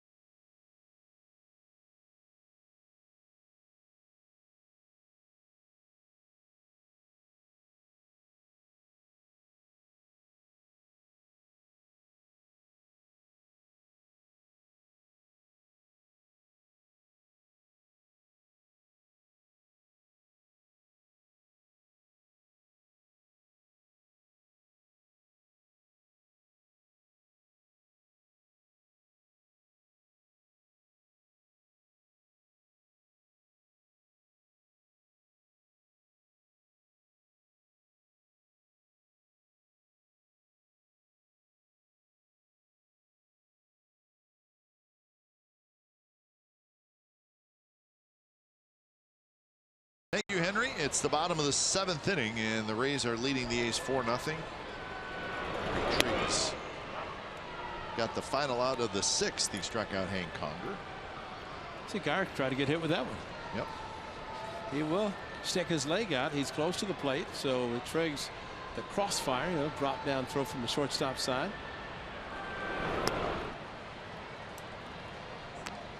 A 1-1 the count.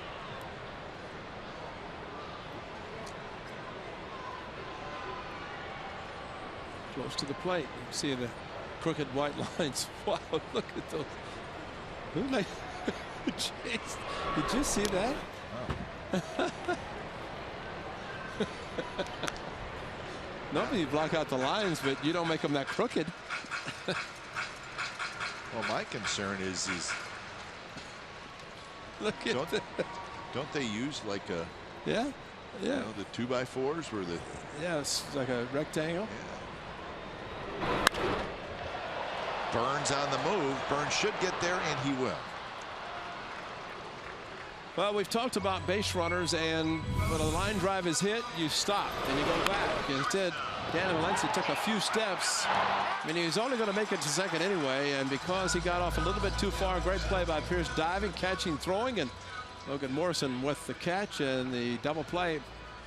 Valencia thought he was safe, but after further review, Mr. Roden said, don't. His foot was up as he got back to the bag and cheers to the poke. Here's Brad Miller, who takes a strike. Miller's 1 for 3, but that one hit was a big one, a 2-run homer in the 3rd inning.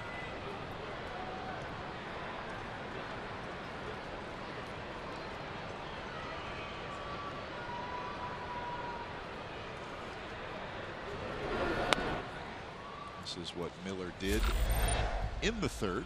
The impressive thing about this, watch the knees kind of going down and being able to get under a pretty good pitch from Graveman and hit it into the seats.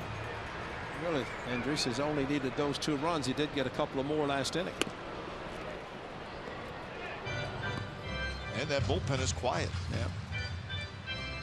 Well, correct me if I'm wrong, unless things have changed. The A's at least we're still one of 3 teams that have not been shut out all season. So they've got that on the line right now, trailing 4-0.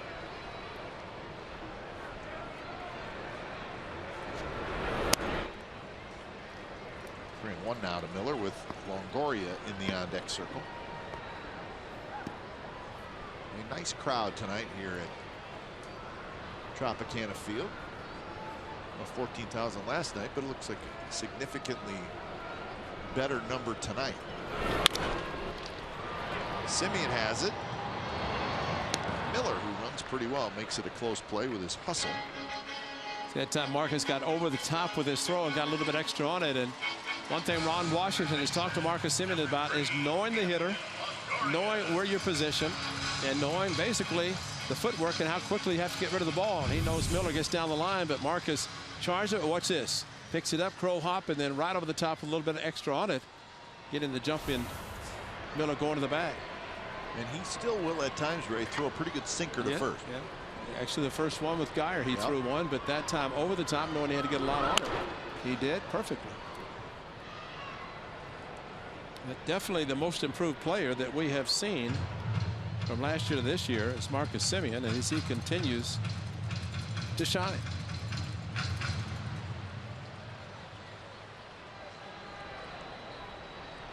Longoria had the single leading off the 6th inning, started the 2-run rally.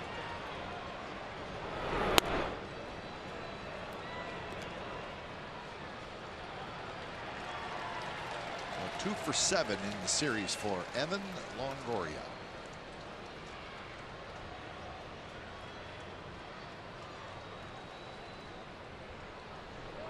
I think Longoria is pretty much settled in here, don't you think? Yes, he has. Yeah. Well, I remember too, of course, the Chris Bryant story last year with the Cubs. It was Evan Longoria when he should have made the club out of spring training. They said, "No, don't start the clock." So what they do, they brought him up in April and gave him a 30-year contract.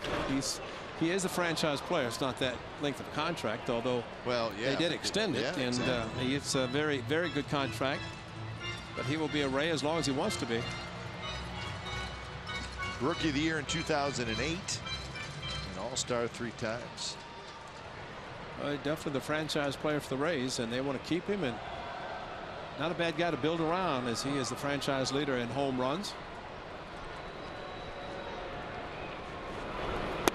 And that contract, the extension that they gave him was a 10-year extension, so it runs through 2022. He is currently in the 4th year of that 10-year extension, so he is going to be around a long time.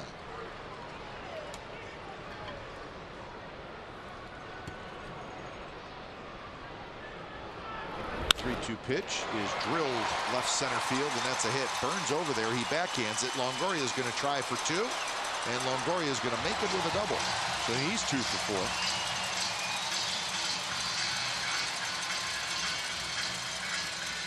Well, 2 things happened there. Triggs, of course, with his drop down, stayed outside, and Longoria knew it.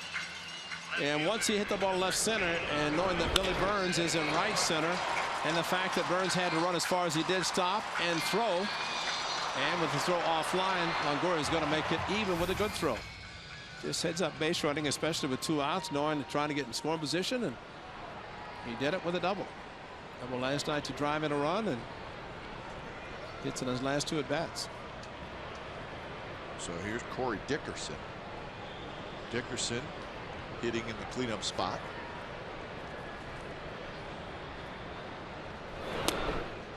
First pitch to Dickerson is low.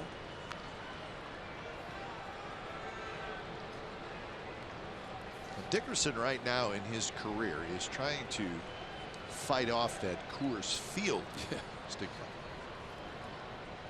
because he played 3 years in Colorado. And put up some pretty good power now, especially the year that he was healthy the entire year. That was 2014. 24 home runs that year. Not that time, as he flies out to Reddick. Longoria stranded. 8th inning coming up. Rays 4, A's nothing.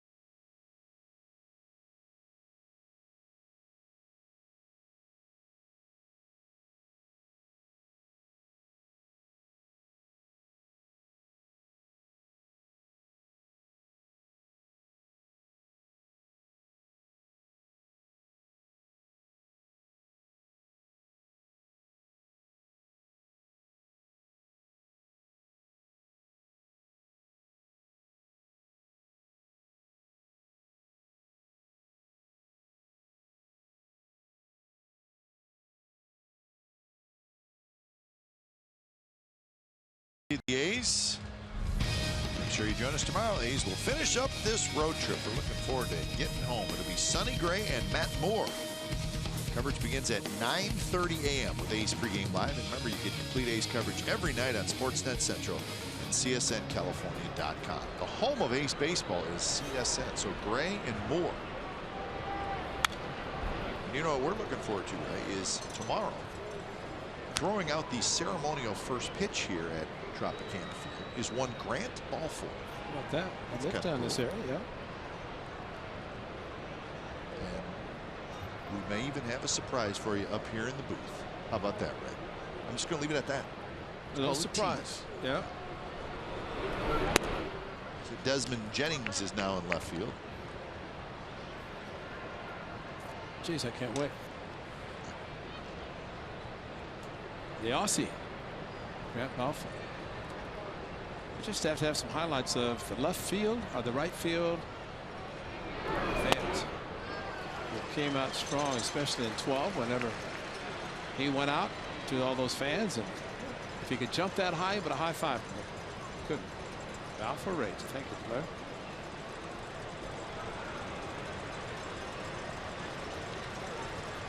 One and two to Chris Davis. Davis has hit a fly ball to right field, and he's bounced back to the pitcher. Fastball swinging and a miss, struck him out. Strikeout number 4 for Andres. I think Matt Andres is going to make it a little, or try to make it a little tough on his manager. Elevated a fastball. That was at 93, so he's got something left in the tank as his pitch count is very, very good.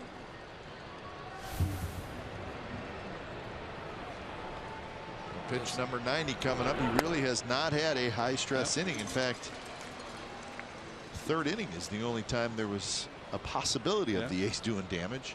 A 2-out hit and a hit batter. Yeah. So he has really been in control. What a play. That's Pierce.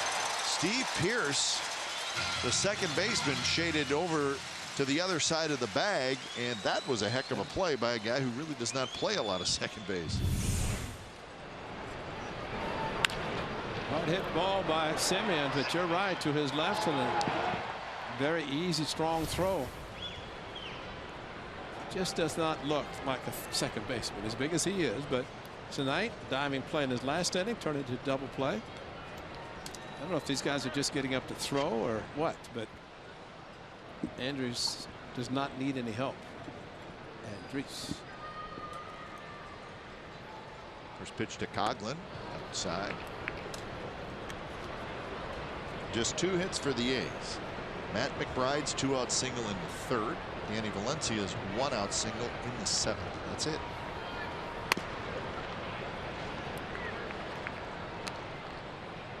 So he's been tough tonight.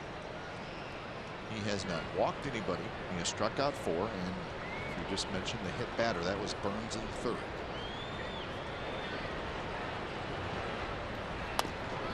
That pitch right there has been a good one for him. That slider, and he's had good control. He's got a lot of strikes with that pitch.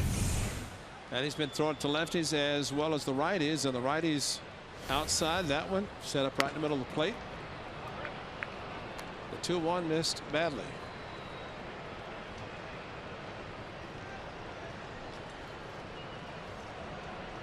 Very good ball strike ratio.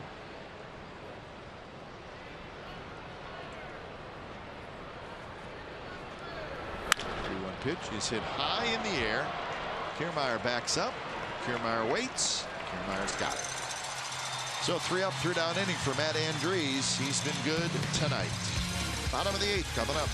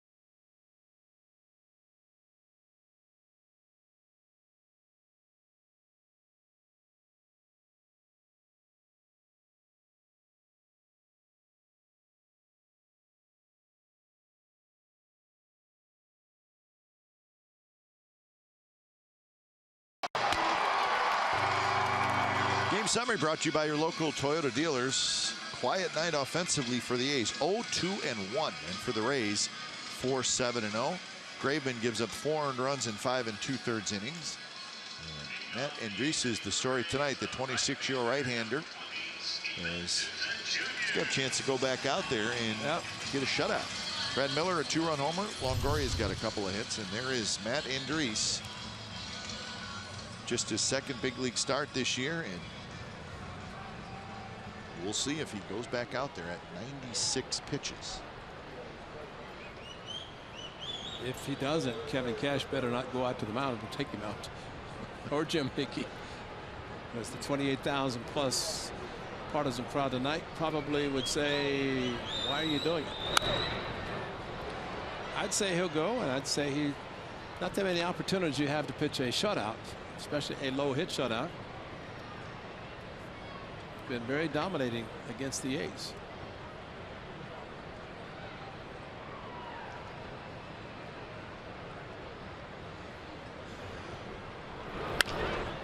Grounded towards second. Coughlin comes in. Throws to first. Souza's retired. So good work so far from Andrew Triggs.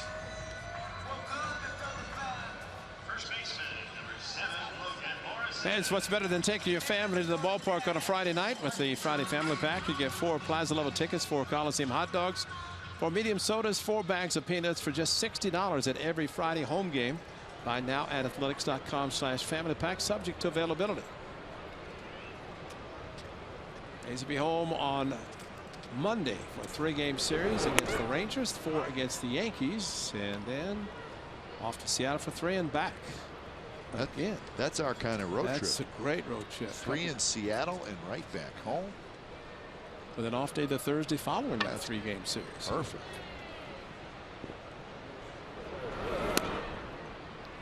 One and one to Logan Morrison, who has walked twice and lined out. And Ray, you were correct. There are 3 teams in the major leagues that have not been shut out this year: the A's, the Pirates, and the Rockies. It's not bad. The only team in the American League, but A's have only 3 more outs to try to avoid that.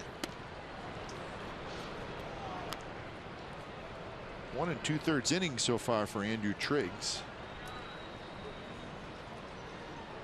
It's not like the A's are going to get a chance to see somebody coming out of the bullpen.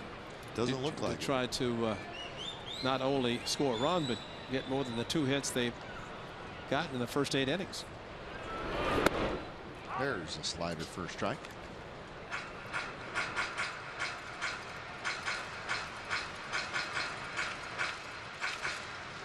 Well, Matt Andriese, he made 8 starts last year. He did not have a complete game.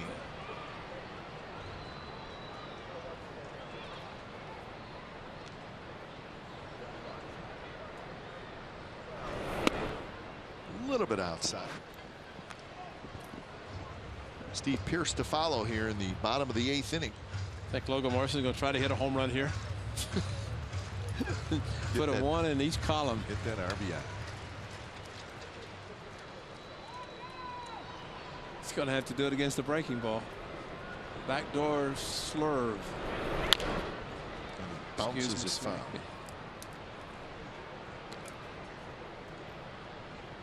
You know, the tough thing for Logan Morrison, and again, he's, remember one walk-off he had against the A's up in Seattle. He was playing for the Mariners. But you start thinking about where you are in the season mid-May, and you still have goose eggs in 2 columns. And being a home run hitter as he has been his career, and especially a run producer. And he walked 3 times tonight. Now, when I say, I read something like 420 players in Major League Baseball have a run batted in, and he doesn't, which includes pitchers. I mean, there are pitchers. Who is it? The Met pitcher hit 2 home runs the other night. Yeah, Noah Syndergaard. Yeah, and the big Bartolo's got a home run. So I mean, that's the tough part for a position player. They have to deal with that, and you know, you get little ribbing. Friendly ribbing by your teammates. Broken bat. Valencia will go to second, and he is out. The bat ends up on the grass in front of the shortstop spot. So 2 outs. Well, tomorrow at 4 p.m., our coverage of Game 1 of the Western Conference Finals is on NBC Sports Network. After the game, coverage continues with Sharks Playoff Central, and that's on CSN California. Don't miss a moment on NBC Sports Network and CSN. So that's the Sharks and the Blues Game 1 from St. Louis in the Western Conference Finals. So Triggs is done as Triggs goes 2 innings, and coming in is Zepchinski.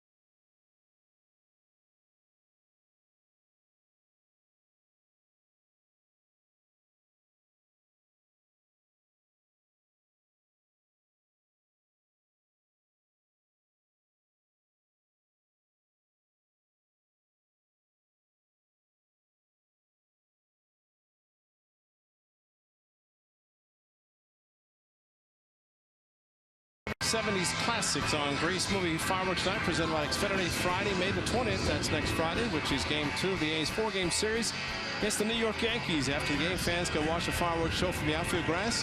As always, on-field capacity is limited. Get your tickets today at athletics.com/fireworks. And by the way, partner, on your birthday on that Friday the 20th, you gonna stick around for 18? Oh, of course.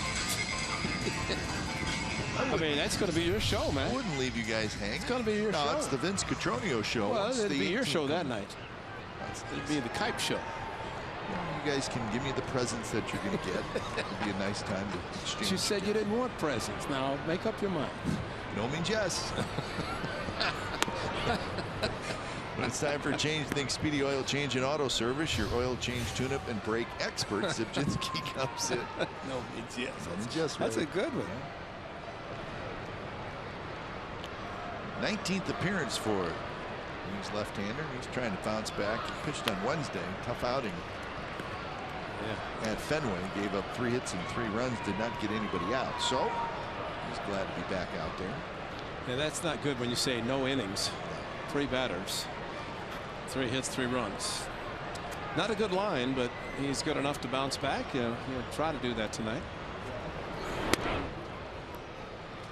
Facing left-handed hitting Kevin Kiermaier, and it's 3-0. Hank Conger is in the on-deck circle. There is action in the bullpen, but there's Cy Young, Cy Andrews. And that one's outside, and on 4 pitches, Kiermaier walks.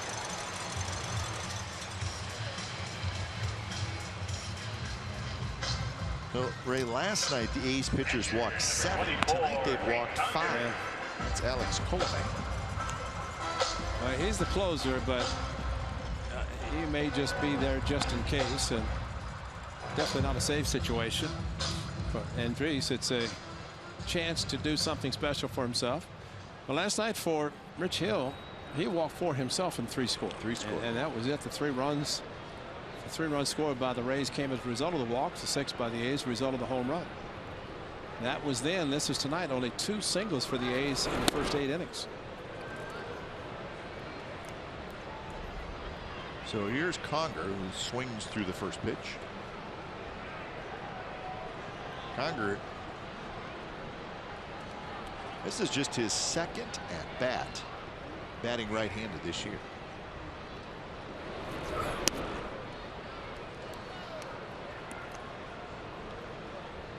if he's going to play, if he's going to be in the lineup, it's going to be against a right-handed pitcher. Yeah, exactly. Casale saw last night. He's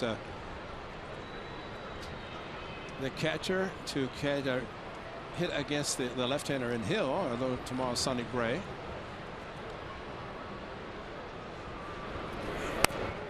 Missed again, and now it's 2-1. So Sabzinski has thrown 7 pitches, 6 have been balls.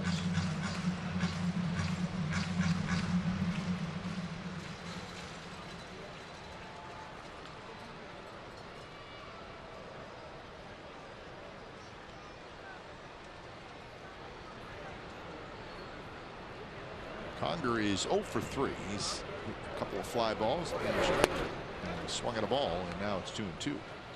Think he's thinking walk? No, he's not. No, he never thinks walk. No, just throw it close. This ball almost on the ground. And he wanted to hit the ball to the C ring, D ring, F ring, all the rings. If you hit one to A ring, well, then you got action. That's the highest one. Tailing away, full count, runners will take off. But throw it down the middle, keep it low, maybe a little sink on it.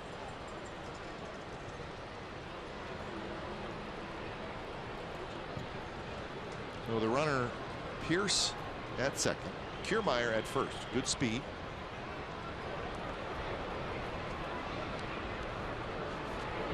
They go, and it's down and in, and he walked his second straight hitter.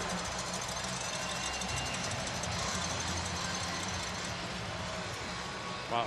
So now the bases are loaded, and there's nobody in the bullpen. As Brandon Guyer will step to the plate for his 5th at bat. Guyer 1 for 4 with a double and a run score.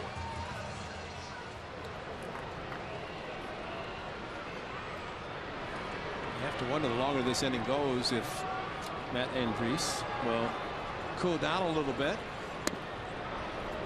Zabzinski showing a little frustration. First pitch is a ball. Well, we've seen a lot of movement on all the pitchers throwing tonight. Started with Grayman, Triggs, of course, and Andriese trying to stay loose. I'd say he's been told he's going out tonight then.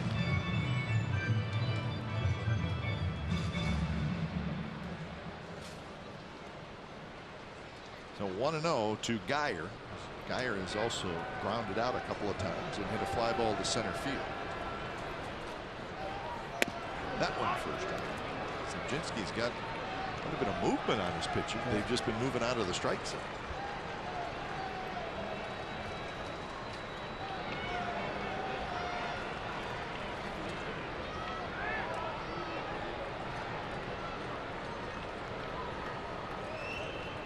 Kicks and delivers. Slider down and in. The crowd tonight is a good one. 28,158. That's one of the bigger crowds we've seen here. Yeah, and you've got your fedora too, right? I got it. You lost it, you found it.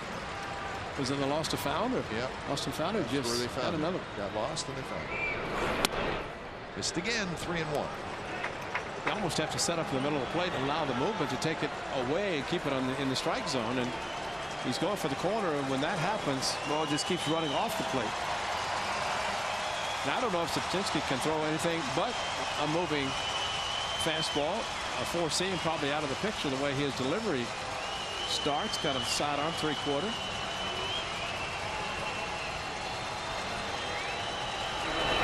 And that one is hit hard into left field, a base hit. Pierce scores. Kiermaier, he will score easily. It's a 2-run single, and the Rays lead 6-0. Well, finally, the walks have caught up with the A's in this ballgame. First hit of the inning. Walk, fielder's choice, walk, base hit. So Guyer had a good night. 2 hits, 2 RBIs, and a run score.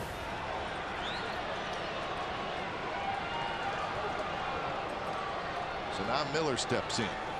Miller's 1 for 4. 6 runs on 8 hits now for the Rays. First pitch to Miller in for a strike. Miller's homer in the 3rd was his 5th of the year. He's got 5 homers and 10 RBIs.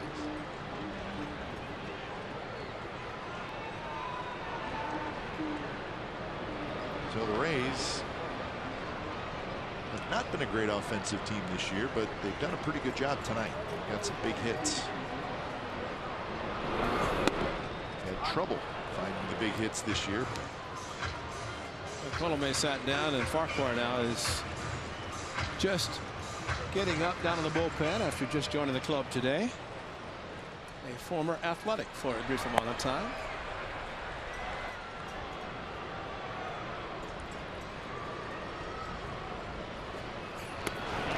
Miller did not go.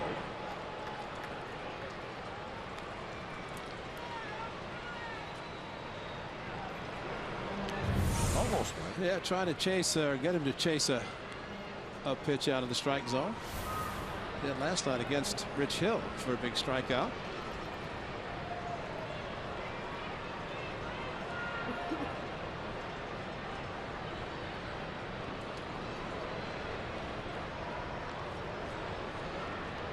Conger and Geyer are your runners, and that pitch misses, and now it's 2-2. So this is a 19-pitch inning for Zebczynski, and can't seem to get that 3rd out.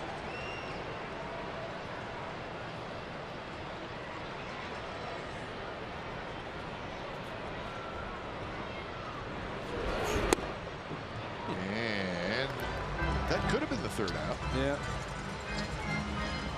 But if you're struggling to throw strikes, you're probably not going to get it.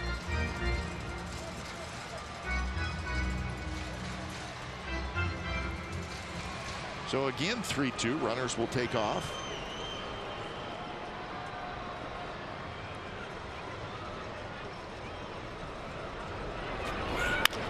And that is grounded toward Coughlin. He slides to his right. Throws to first. Side retired. 2 runs for the Rays. So 9th inning coming up. Greasy coming out. 6-0.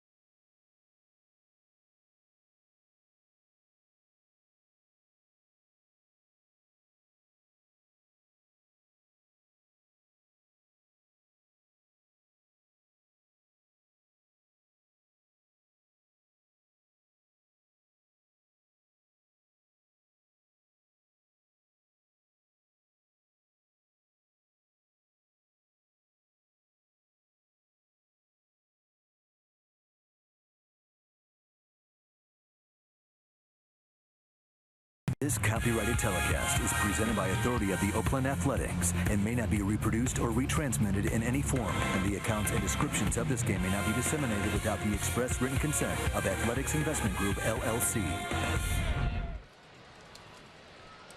Tropicana Field, home of the Rays, and the Rays leading 6-0, trying to even up this series at a game apiece. And the story right now is Matt Andriese, who is out there for the 9th, and he is looking for his first Obviously career game and his first shutout. He's now at 97 pitches. His first pitch to Mcbride was a strike. He's allowed 2 hits. He has struck out 4, and he has not walked anybody. Matt Andriese.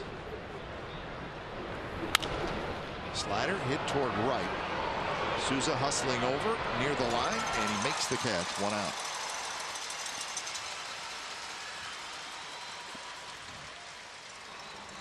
So the A's trying to stay on that list, but they're down to their final 2 outs. A's, Rockies, and Pirates have not been shut out this year. Now see, if Billy Burns can get on first, they'll do an indifference and let him walk to second, and then Alonso can get a base hit. How's that? Because the extra 2 runs, I think, probably would not hold the runner on. Burns has to get on first, though. He's been on base once. He was hit by a pitch in the 3rd inning.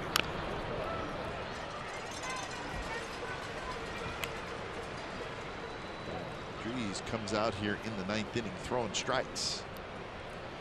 Really, he's done it all night. It's been amazing what he has done in tonight's game. Had a 3-2 count on Reddick in the 1st inning. That's it. More action for Souza. He goes back on this one, and that's the 2nd out. So 1 out away from his first career shutout. And he knows it. And look at the pitches per inning. At no point did the A's really put any pressure on him. And usually you see a guy somewhere in the game, even if he's pitching well, he'll have a 20-25 pitch inning, but that has not been the case for Andriese. Well, the only hit the A's got in the 7th inning was he raced on a double play. Had 2 left on base in the 3rd, so 2 over the minimum. And there's that little slider, and he just snaps it in there for a strike.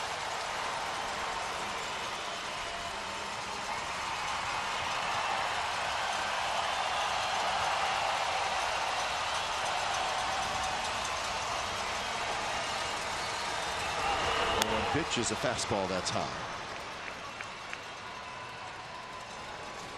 Alonso has struck out, he has fouled out, and he has grounded out. Easy night for a manager and pitching coach.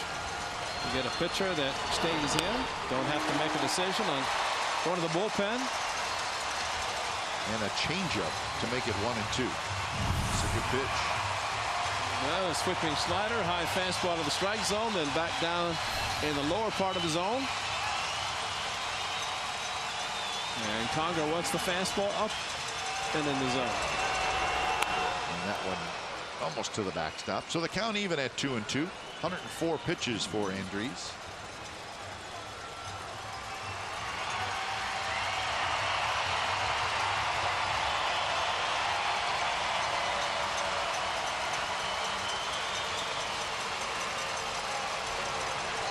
Two pitch, here it is.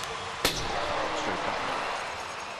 Andriese made 6 starts in the minor leagues before come up to the big leagues. He did not get to 100 pitches in any of those 6 starts. Well, this is called adrenaline here. I mean, this is an opportunity that is rare.